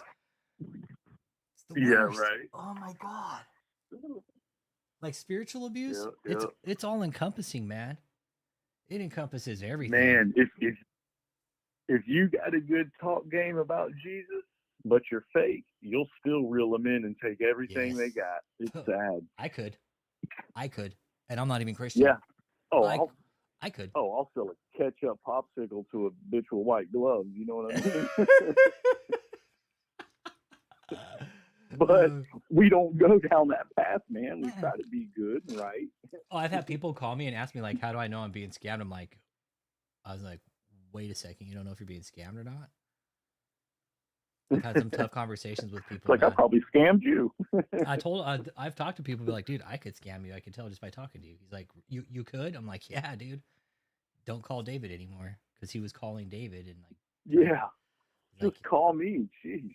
Yeah, call me, bro. Talk to me. But I'm glad we're all. It really was wild, man. And now that it's been proven, it just it just magnifies everything I did experience and brought it really into reality. Like, my mind was right. Everybody was right, you know? Mm-hmm. Your gut instinct was right. And Inner Space Alchemist, the gut never lies, dude. When you get that butterfly feeling in your stomach, or you feel like somebody's just fucking jabbing you right in the guts. Yep. Call it your intuition, spiritual fucking intuition, whatever. That is your natural instinct talking to you. Something's wrong here. And Christians, this is something you should listen to. Your gut instinct. Yeah. Hell yeah, man. Hell yeah. Hey, I just got a just switch subjects. I'm just talking with you real quick. I just I'm attempting to start a YouTube channel so I can do lives and just play around and whatnot. But I got a bunch of family pictures and stuff on there, man. Check it out, you know. Okay. I'll make you a mod so you can drop the link in. There you are, right there. Okay. Okay, cool. Yeah. Yeah. And if I don't, it's just because I ain't figured it out, man. I'm 42 years old, dude. I'm clueless. No, there you go. Yeah. What you do is there's like 3 little buttons on your phone, and you can share your channel. Just start clicking around your main page on your channel, and you'll find the little button, or click on a video, and then right below it, it'll have a share button. You copy that link and you can post it, bro. So yeah, post your channel, bro. Okay. Yeah. Oh yeah. You got your but yeah, man, it's been pretty cool, man. And even though she's out on an ankle, dude, she's getting convicted and she's going back in, bro. Yeah, that's kind of they're gonna give her some rope and see what she does. That's what I think, bro. They're gonna give her another spool of rope and be like, go hang yourself again. See if you make the same mistake twice. Either one of these two are going to kill themselves, or they're going to get at least 25 years, no less. I don't think Michelle's too brave to do that. I mean, I wouldn't wish death on nobody, but dude, they're scumbags. Yeah, I don't think Michelle. They're too narcissistic. I was talking to people who know Michelle real well. She's a narcissist. Straight up, she won't do it. No. David, he'll eat all the fucking honey buns from the prison commissary. Dude, somebody's gonna have to wipe his ass. Oh no! Oh no! No, that's the thing. It's like we're talking about David being in prison. It's like now, dude's got to wipe his ass. Well, if you want to know the truth, honestly, when he gets now that he's in jail, or if he goes, once he gets to prison, you know, unfortunately, I've done 8 years, man. Yeah. You know, we've talked. Yeah. And people that are stank, dirty, don't want to bathe, and they're just messy, dude, they get put on the glass, bro. They're getting the fuck up out the dorm, period. Yeah. Yep. So he's not going to make it. I'm telling you, that's a dirty dude. Yep. I've been tracking his, see if he's moved. He's still in Pike County. He's still in Pike County, Kentucky. And he will be extorted. Oh, yeah. He will be extorted 100%. Yeah, he's going to think he's Mr. Badass in there. They'd be like, finally, this doughboy piece of shit. No, he's going to pay for protection, and 9 times out of 10, it's going to be the blood, period. Yeah. That's how that's going to go. And he deserves every bit of it, you know, because... You know, he's going to be a legit booty bandit, bro. Oh, yeah. They're going to... Man, he's going to let him tear his ass up. Yeah. He'd be like, just go ahead and take it out. I'm not even going to fucking resist. Yeah. Yeah. Mm-hmm. Right where he needs to be. Honey buns and dick. I know, right? Yeah, he went from Cardinal to fucking to Convict, man. Look at him. What an idiot. You know? And look at him. It's crazy. And I didn't know until all the news came out that there was some estates I didn't even know about. I'm like, good Lord. Which ones? The ones up north? Yeah. Oh, we knew about those ones, dude. That's where he dumped Gator. That's where he dumped a lot of his money into when the IRS started revoking his status and shit. That's where we started picking up the trail. We're like, oh, there it is. It's like, so did all the Tampa people, I'm thinking, shifted to that hotel? Is that why Tampa was kind of empty and just Michelle was there? Dude, yeah, I think he knew something was coming down the pipe. So I think he's fractured he had everybody. To, bro. Yeah, I think he knew something was coming. And listen, I know he said something to him after I got off the phone with Joseph. Because let me tell you something. When I say I ripped him an ass, bro, I put all of it out there, cursing and everything, dude. Yeah, he probably called David. He knows I know. Yeah. Yeah, Joseph's a I still scumbag. got his phone number. And yeah, my wife actually had me text Joseph Bush the other night, like a week ago, because I still have his number just to fuck with him. Yeah. But it's off. It doesn't work anymore. So he's changed his number. You know what I mean? Well, the feds, they took all the phones. Oh, that's funny. Yeah. I wonder if they read the text message. Yeah, Tampa had 57 people in it. Yep, 57. I think they found like. Oh, okay. No. So that's normal then. Like I remember I told you, I was thinking 30, 40 people when I was there. So that sounds about right. Yeah. It's crazy, bro. There's no furniture in that freaking house. Now every door is shut. I did I was able to kind of see in one room, and it was no bullshit. And you can ask my wife, box spring mattress on the ground and a couple nightstands. I mean, minimal. Nope. When you walk in this front door, dude, it is all marble. The stairs made out of marble. Everything's marble. Everything. And there's not a couch, a broom, an end table. There's not a fake plant. There's nothing, bro. And we walked through the house, went upstairs, went through this little area in the attic. It was real hot. And then he took us on the roof of the house to look at some shit to do, you know. So it was empty. Weird. No furniture, he said. Yeah. Nothing.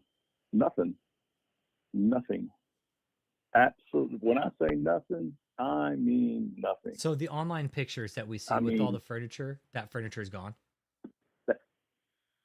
Yeah, that's all bullshit. There was nothing in that house when me and my wife went in there. And it was hard to get in the house because he was talking about people don't want to get sick and this and that. That's bullshit, dude. Bullshit. He was high. You can't come in that house as a regular person for a reason. Yeah. You know. They knew what was going on there. Because it was on a time schedule when I could come in. So when me and my wife went there to go inside to walk the house, we get there. I'm not bullshitting, dude. We waited for like an hour before we went in that house. Hot, sweaty. And it was just like such a secret. It's like, just let me in your house. I don't care what you got going on. You know, I'm here for business. Yeah.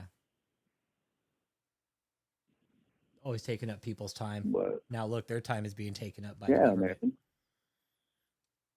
But of course, me not knowing nothing yet, I'm like, I'll wait as long as I gotta wait. These people got money. You know what I mean? I'm so glad like we came across the channel like you and your wife did, and we discussed things, and we were able to carry on with certain kind of like operations, you know? Hell yeah, bro. Because you know, I don't know about you, but I hope they call me to testify, because I feel like I'm a raw witness, dude, and I will 100% tell everything. I hope they do. And I'm a convict. There's levels to that shit. That's not snitching. That's not telling, bro. No. You know, You're a witness. Kids involved, families kids involved. Yep. That's where the convict code kind of breaks silence. Is like, no, there's kids involved. There's kids. Yeah, that shit's over with, bro.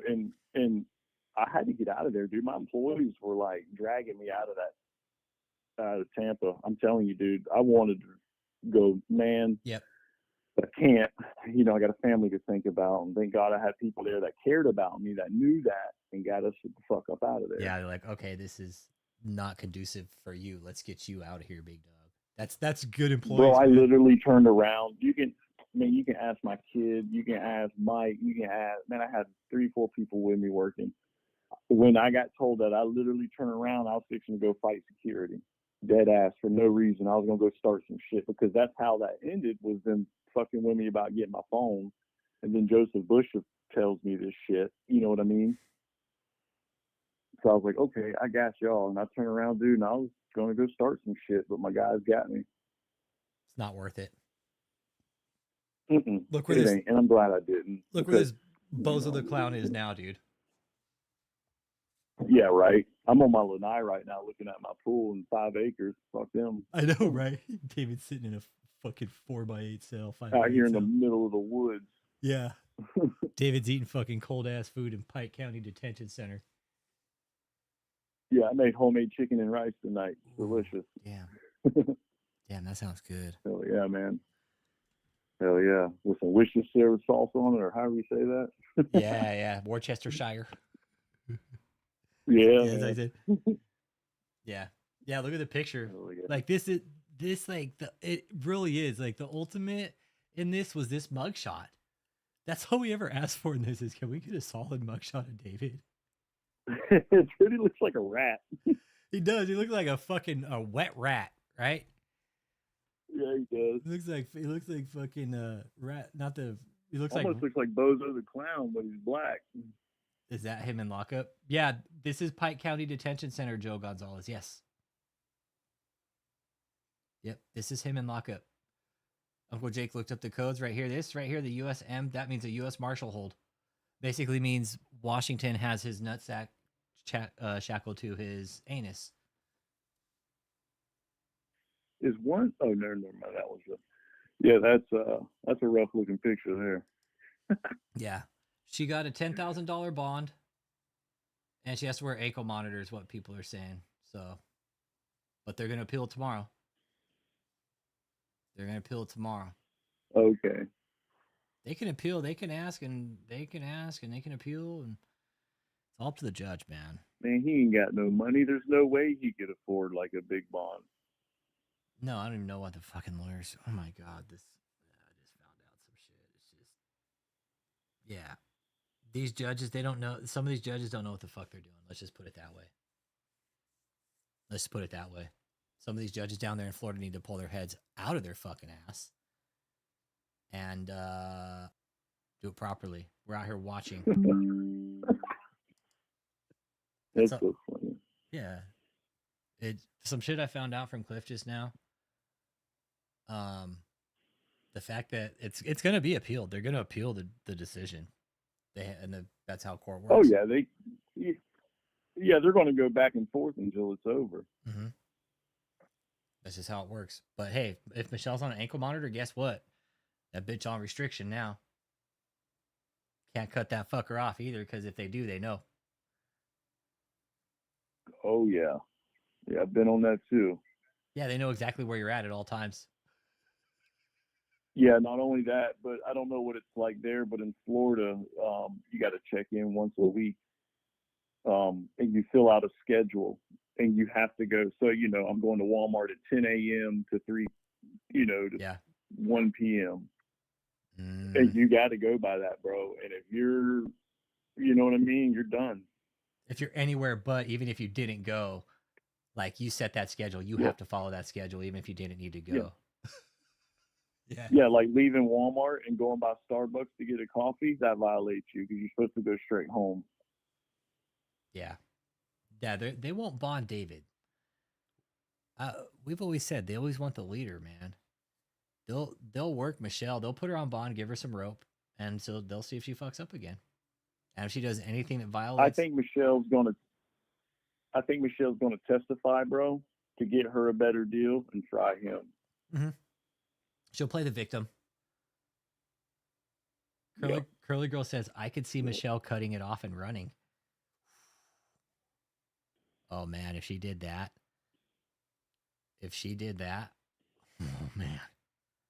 She could ever kiss a fucking chance. Bro, when they tell that lady 25 years, she's going to shit herself, and she's going to work with him to get a deal. That's probably what they told her. Like, you're looking at 40 to 50 years, Michelle. I think they hit her with I think they hit her with the truth. Like, we can get you easily on 60 years right now. Do you want to walk or do you want to talk? Yeah. She'd be like, I'll talk. What do you want? I'll tell you where everything's buried. She's talking. Yeah, Joe Gonzalez said she's I'm talking. curious why Joseph Bush hasn't been caught, because Joseph Bush is like Michelle. Those two were the main people. They're going to find it in David's phone, I think. Technology, bro. They're going to find text messages to... Oh, my God. I mean, Gator, they found thousands of fucking photos and videos of, like, naked women and stuff, like, playing with themselves. And That's crazy. mm-hmm. He was like, thank you, Jesus. Yeah, she'll probably write a book now. Michelle writes a book. Hey, plot twist, Michelle writes the book. Right? Yeah, people are saying she's going to talk. I'm starting to think so now. Give her a $10,000 bond. Okay, she's talking. You want to sign that affidavit there, Michelle? Oh, yeah. And they'll make her do a sworn testimony, and they'll make her fucking raise her right hand. Do you swear? You'll say this on the stand? And if she goes off what she writes in her testimony, they'll fry her. They can hold her to a lot right now, and I think they should, and I hope they do.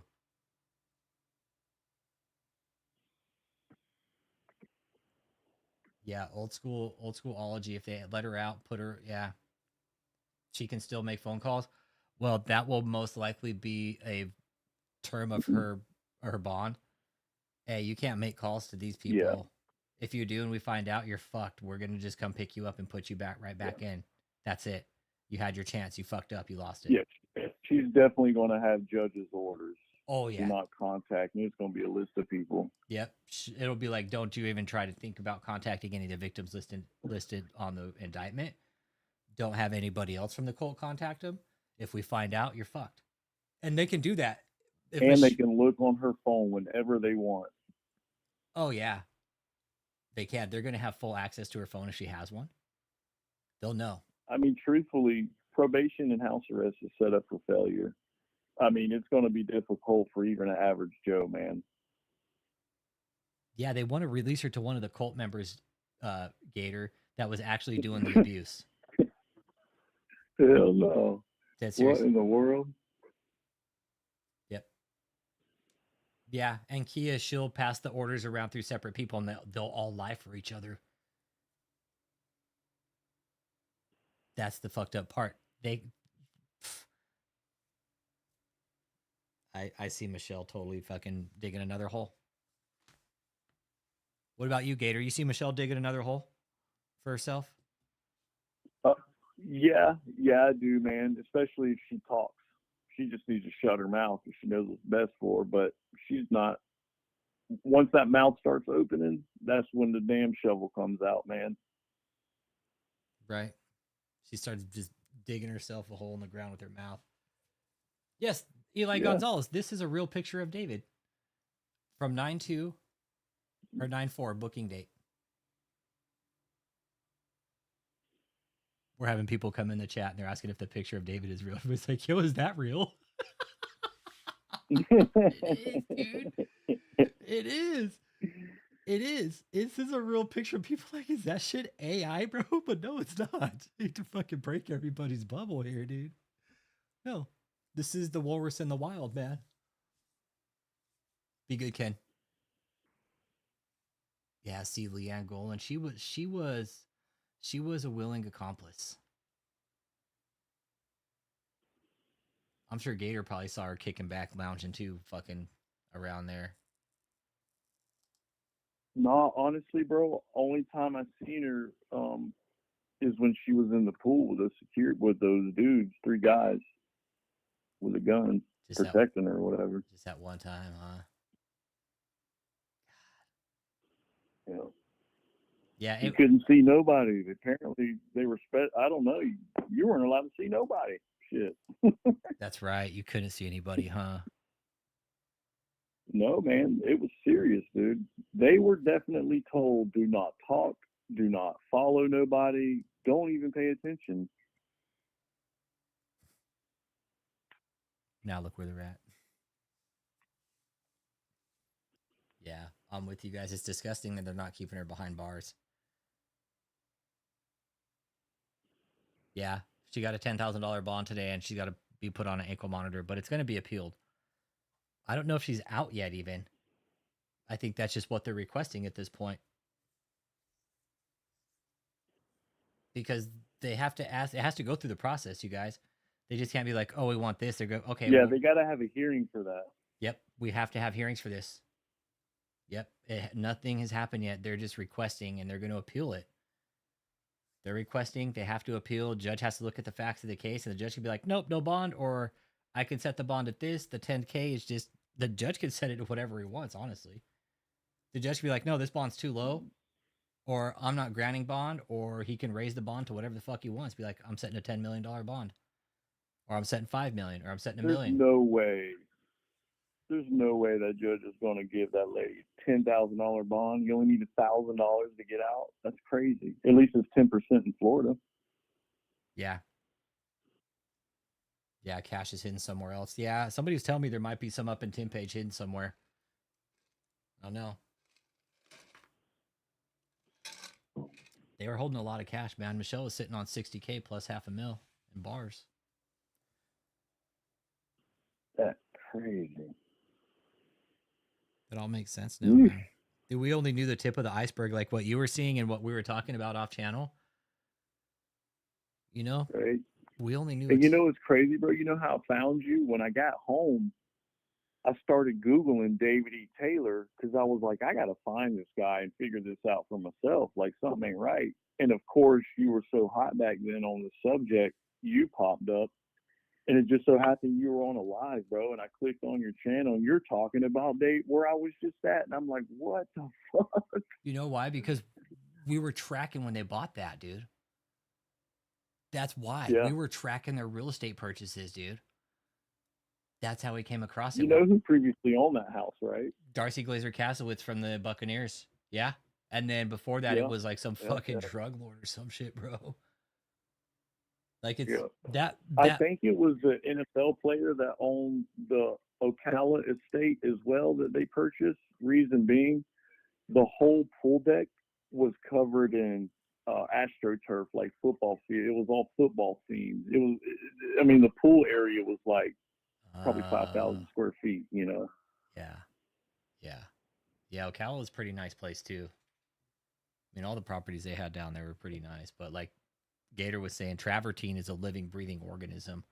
You have to take care of it, or else it falls apart. And they're not taking care of any of these properties.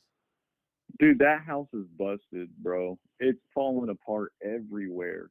All right, so the drain off that comes off the roof, and then it comes down onto the floor of around the house is made out of travertine. The whole pool deck, everything is travertine that you walk on. Well, the water runoff from running on that travertine over the years, it's created like a 4-inch. It's ate through it, dude. It's a whole tunnel through it, man. The columns and pillars around the house are deteriorating. It's in horrible shape, man. That's what I figured. David didn't think about the upkeep on these properties, man. Bro. He thought he could just buy it and it would be cool. Like that picture you just showed looks nice and everything, but when you get up close to that house, if you were to purchase it, you'd be like, man, there's a lot of money I need to fix this house first. That's what I figured. This place would take a lot of money to fix up. And we started looking at it too, and we're like, yeah, it'd take quite a bit. Yeah. Look at it. This is it right here. This is what Gator worked on. And one of the things I remember him telling me when we first started talking, there's one outlet that works on the outside of this house, and there's probably like 30 or something outlets. One outlet. One, bro. I got 200, 300 foot of extension cord running all over the property because I got one receptacle working. Serious shit, guys. These were eyes on these properties. There's no NDA signed here. Me and my wife were on the roof of that house. Yeah. That's crazy. Yep. Look at this place. Well, you want to hear something cool too? It's got $20,000 lien on it right now. Oh shit! Yeah, because they put some. Who would pay that? The feds, or would it go away because the feds probably own it now, right?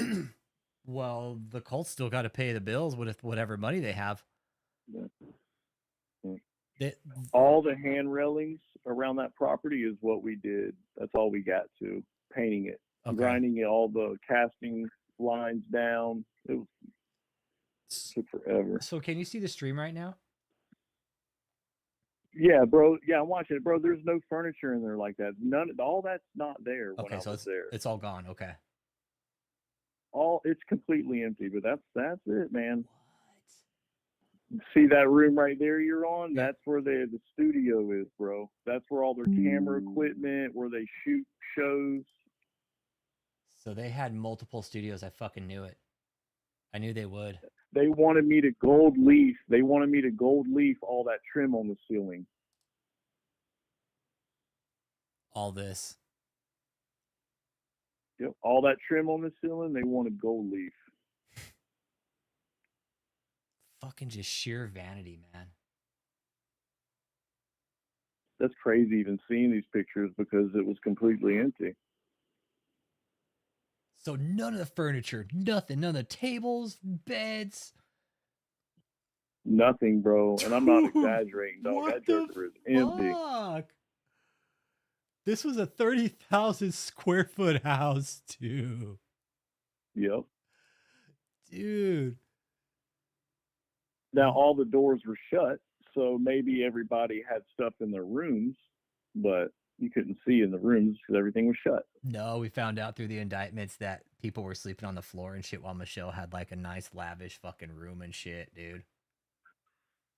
Yeah, bro. See what I'm saying? It's empty. There was nothing. Dude, what? They're just living in an empty fucking mansion? Empty, man. That thing is huge, bro. Wow. Donor funded. Hey, let's go live in an empty mansion in Tampa. Yeah. I'm just a broke country boy, man. When me and my wife walked out of that house, we looked at each other and we're like, what are we into?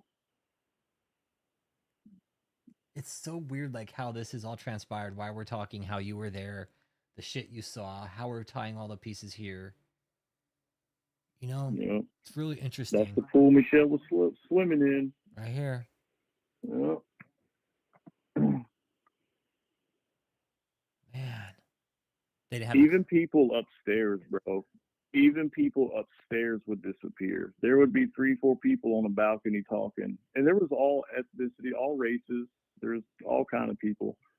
And you turn around and look up and they're gone.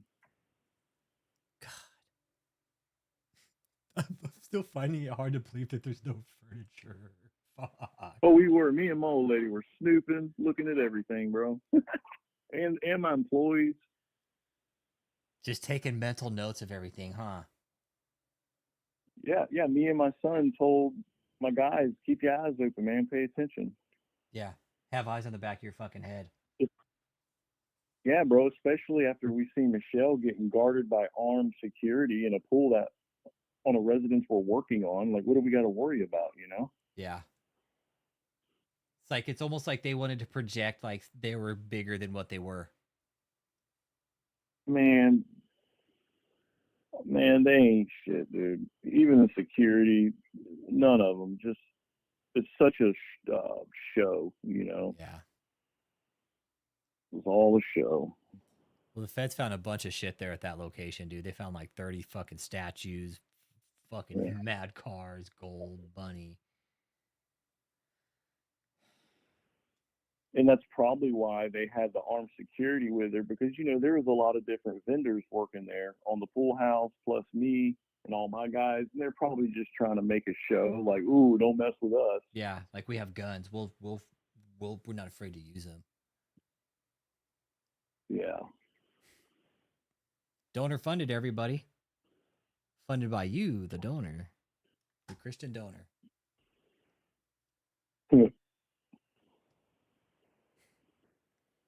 And David sat back and laughed at everybody while we told him, like, hey, don't give money to these people. And people continue to give money to this cult while we told them not to.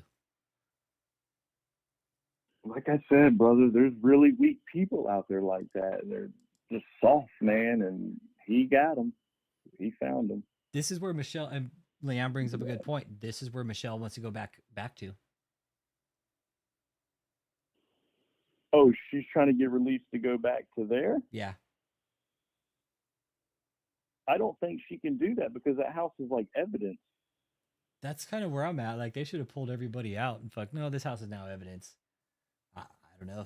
I know they let people go back. I think all that should be seized, you know.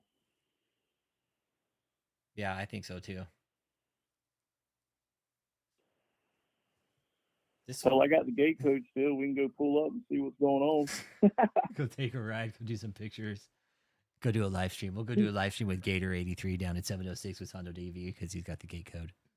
Dude, we'll go swim in their pool and everything. I know, go take like some selfies and shit, right? That would almost be worth a criminal trespassing. It would. No, it would. For me, it would. It would totally be worth a fucking criminal trespass just to get one picture. For me too, actually. They're back in Tampa. Yeah. So the Colts back in Tampa. Okay. Yeah. Yeah. They were allowed to go back in.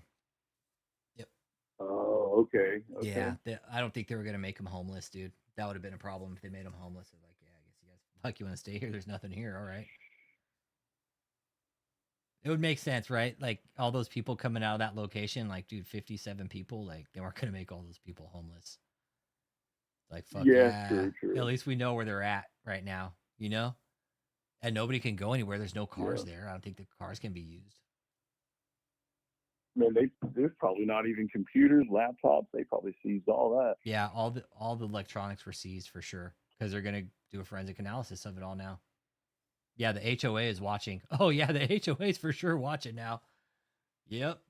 Now they're watching even after we emailed him, right? Uncle Jake had fucking called and told him, hey, you guys have a problem. They're like, no, we don't. No, we don't. There's nothing going on there. And you're not, you can't get in that community at all unless the people you're going to see is contacted and everything they're aware. Or unless you have golf clubs in the back of your car. Yeah.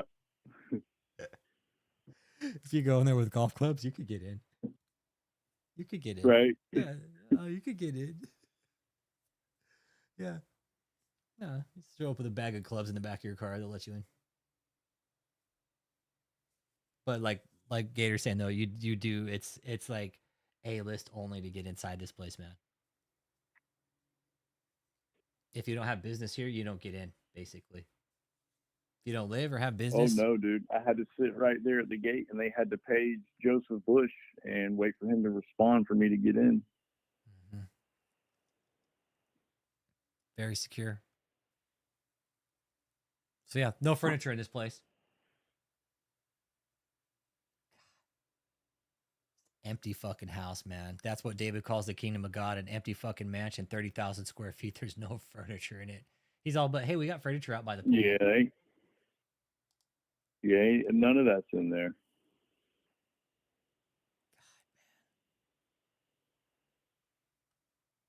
What a shitstorm. Hey, brother, man, I think I'm gonna. I mean, I think we didn't go through the whole house. Yeah, no, it's too much, man. At least 15,000 square feet of it, half of it at least. Yeah. Yeah. Uncle Jake Because says he took me room to room. He took me room to room, showing me the ceiling and all the trim he wanted me to gold leaf. So I've been through the majority. God, it was all about just like shiny shit for him, huh? And think about that, bro. I walked around the majority of that house and didn't see one soul. Why would you have to hide 57 people? Like, don't come out your room. Yeah, what were they trying to hide, right? Yeah. What are they hiding? 57 people, bro. Somebody's going to be walking around the house somewhere. Yeah. Nobody ever saw anybody. Crazy. Hey Gator, I think I'm gonna go ahead and start wrapping up the stream. It's going on 9:00 here, and I got to get up for work in the morning and stuff. I'm gonna wrap it up and. Yeah, brother. Same here, man. Hey man, thanks for calling, dude. And thanks for sharing your experience with the community. That way they could hear it from you, because this is information I put out. Yeah, no, man. Yeah, it's good they can hear it from you. Yeah, it's all facts, and all y'all have a good night, man. And I'll call you again here soon, bud. Yeah, I appreciate you, Gator. Have a good night, brother. And hey, man, tell your wife, thank you for, like absolutely. That's cool that she Will do. Have a good night. All right, later, bro. Bye. All right. All right, Gator. Thank you. Appreciate that. That was Gator, man. He's been part of the community for quite a while. And like you said, this is how I got in touch with you, man. And this is why we're talking. See, it always does that. Don't know why. Yeah, they're hiding the call center. Yeah. Mm-hmm. Hiding the call center. I actually called this one, and that's why I was listed for 25 million still. But yeah, that's not listed for that anymore. This was what it's worth now. But the HOA is watching the court now pretty close, you guys. Yeah, thanks, Gator. Hey, go ahead and drop your channel link in here too. Well, Leanne, here's the thing. Like again, this was like a community effort. It was people like Gator that would call in, and like how he just said, like the day I went there was the day I went home and started researching and found you were live and talking about the place I was just at. So that's how these types of like relationships form, is like, and these are all real people, man. Gator's a fucking blue collar worker like I was at the time, out there fucking making ends meet. And he was telling me about what was going on. I was like, yo, fuck these motherfuckers. They're shorting you money. He's like, yeah, dude, they're fucking waiting fucking to pay me and shit. It's fucked up. And I was like, okay, what's up? And that it's just every person that's ever contacted the channel have seen these people or been close to them and are like, dude, what the fuck is going on? And we've had neighbors call, people from HOAs call, like, who the fuck are these people? And when you tell them it's a sex cult, they're like, what the fuck? They're like, a sex cult?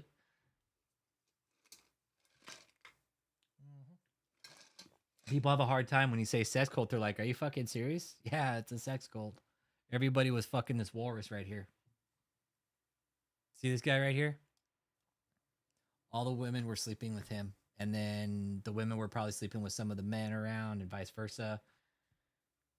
That's how this whole organization was, man. Like Iron Price said earlier, people were sending fresh meat up to David.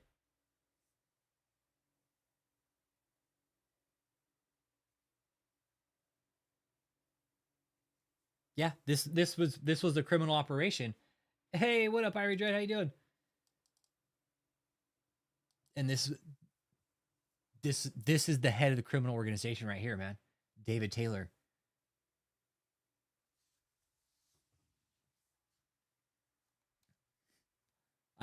It'd be nice too if the judge says you can't use the internet. Michelle, you can't use the internet. The only thing you could use the internet for is to look at your documents for court and to call your lawyer, and that's it. But I don't know if he'll do that. She's gonna have to have access to like some kind of device or something. But Curly Girl, you want to know something I just found out? Yes, and it was David's own son.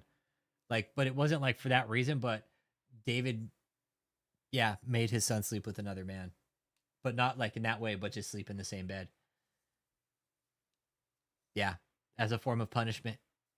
Yes, Curly. Yep. Absolutely.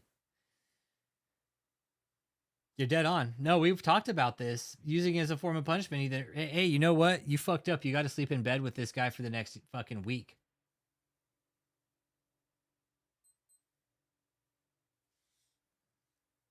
We're dealing with a real calculated individual here.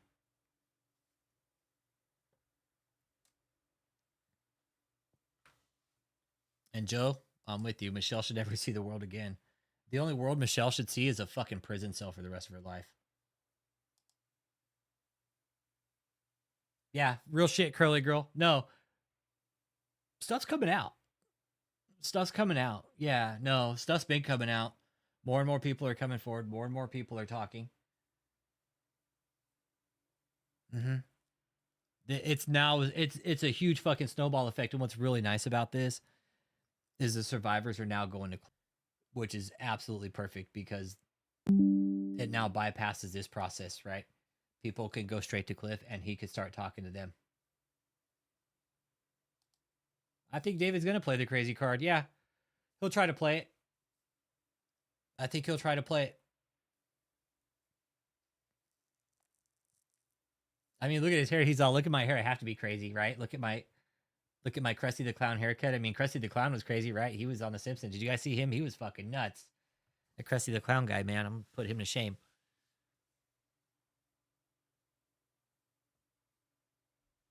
Yeah, what options does he have at this point except to play crazy, right? I'm with you guys. Like, what are his options at this point? Play crazy, take a plea, or go to jury trial. David always takes the or else option. We've always known him to do that. Or else. He's like, hey, you know what? I'm going to go ahead and take the or else option. Right? Because I just want to take my chances. I could see him trying to take it to trial.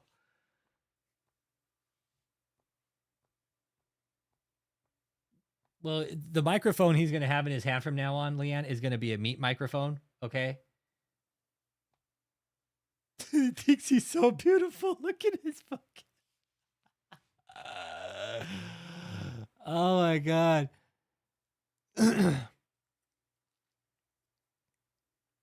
Like, look at... He just like... Gravity is not doing well for him. David, though, I got my piece of paper right here in my pocket, okay?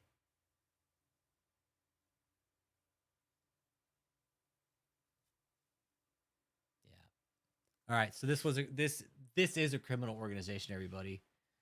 So right now, like we were talking about earlier, you guys don't be surprised if Michelle gets bond, okay? Don't be. Gooch Grease here. He ain't getting bond, though. I know, right? 83. He's glowing in prison, everybody. Look. They're like, look, he's glowing from prison. It's actually just the light from the other room glowing off his fucking shiny-ass fucking dome, though. Come on, sugar, let me know. Don't give Uncle Jake any ideas. Hey, Uncle Jake, I think we got a good idea for a song for David. Don't give Uncle Jake ideas, especially first thing in the morning, Leanne. If you give Uncle Jake ideas, because she very well could right now. She's a fucking flight risk. Absolutely, she's a flight risk, Irie Dread. But they're going to put her on an ankle monitor. They're going to put her on an ankle monitor if she gets bond. They're asking for a $10,000 bond with an ankle monitor. But it's like really low for these charges. Uncle Jake, look at Leanne's, he's all, what? Hey, we got an idea for a song. If you think I'm sexy and you want my body, can you put that on David? Yeah, it looks like he's already playing the crazy card. It does.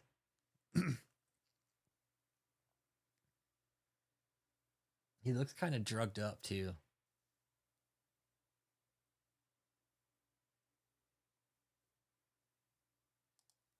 He's gonna be given bedhead. Oh man, he's gonna see Jesus. He's gonna be see Jesus while give bedhead. Oh yeah, like 83 was saying, he's all, dude, they'll exploit this guy. They'll just exploit him.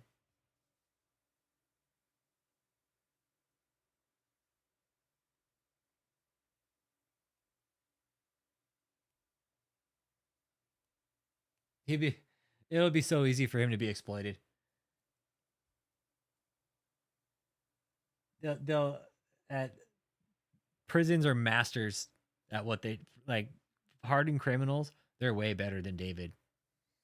But I'm gonna go and wrap it up there, man. You guys, the reason we're seeing all this is because it's criminal. These are federal crimes they're facing: money laundering and fraud and conspiracy. Yes, absolutely. Everything we ever said was happening was happening.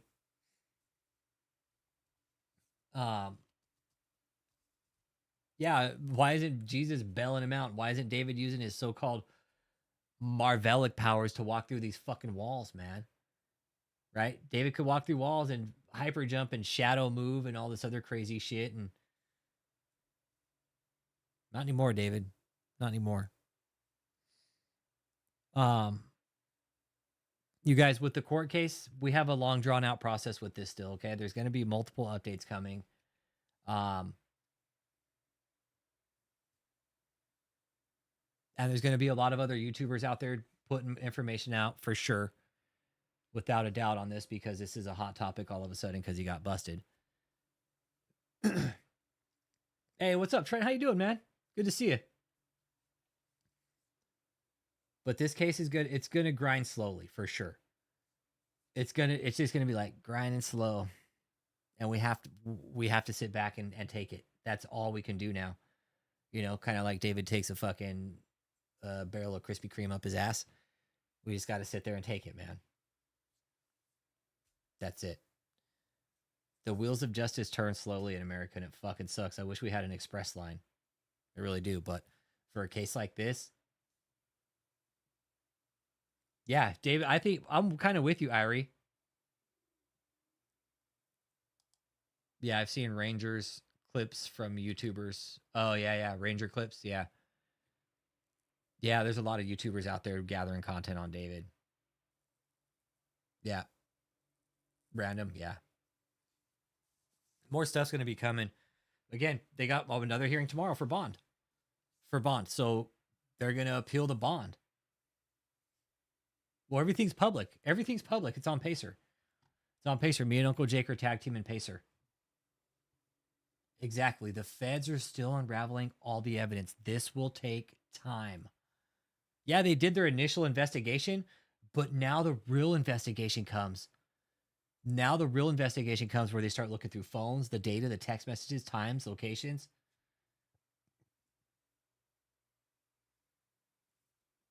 It's going to take time. Irie, no, I had nothing to do with the FBI getting onto them. I just told them to do their fucking job from time to time. But the feds were already onto David prior to us, man. Nah, they were already on his ass. I had nothing to do with it. A lot of people are going to take credit for it, but you want to know who ultimately did it, everybody? Dipshit right here. Dumb fuck right here you see on the screen, David. Not me, not any other fucking YouTuber had anything to do with initiating this investigation with the IRS. It was these two fuckheads, Michelle and David. They got a hold of depositions, meaning the feds and the IRS, and they probably looked at it and be like, who the fuck is this guy? Go investigate him. No, not me, Irie. No, I had nothing to do with it. They had already revoked David's IRS exemption, his exempt status, twice by the time we'd even gone onto him with JMMI. Before I'd even sent in the first fraud report. It wasn't me, though. It wasn't. People like David, when they come on the internet, and I found this out through other law enforcement agencies.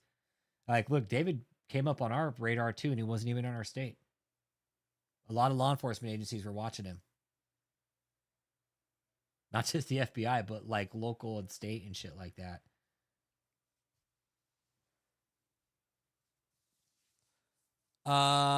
Nobody paid. that was given over to Cult Watch from Rick Frazier. I don't know what the stipulations were or how it worked out, but Rick Frazier gave it to her. I didn't ask, and that's not my business. That's all I know is that it was given to Cult Watch, and that's that. And she uploaded it to her channel. There's no payment. There's nothing. Cult Watch didn't pay to boost hers like Rick Frazier did, if that's what you're wondering. 96 grand is what Rick Frazier paid to boost his on YouTube. So, but yeah, in closing, like Curly Girl said, Curly Girl's got the last comment of the night. David can't do shit right now, you guys. David can't do shit. Washington, D.C. owns him right now, you guys. Washington, D.C. right here. This little classification means he isn't moving without Washington telling him to. Yes, absolutely. Yep, that's it. That's it, Gator. Yeah, that's it. Yep, sure is. I was able to get to your channel. Yes, sir. Oh, there you are, bro. Oh, it's nice to see your face, dude. Nice. It's good to see your face, dude. It is. It's nice to have a face to like the people and shit. It really is, dude. Like everybody sees my face, but it's like very rarely do I see y'all's face, right? Because you're on the other end. But it is. It's good to put a fucking face to the name, dude.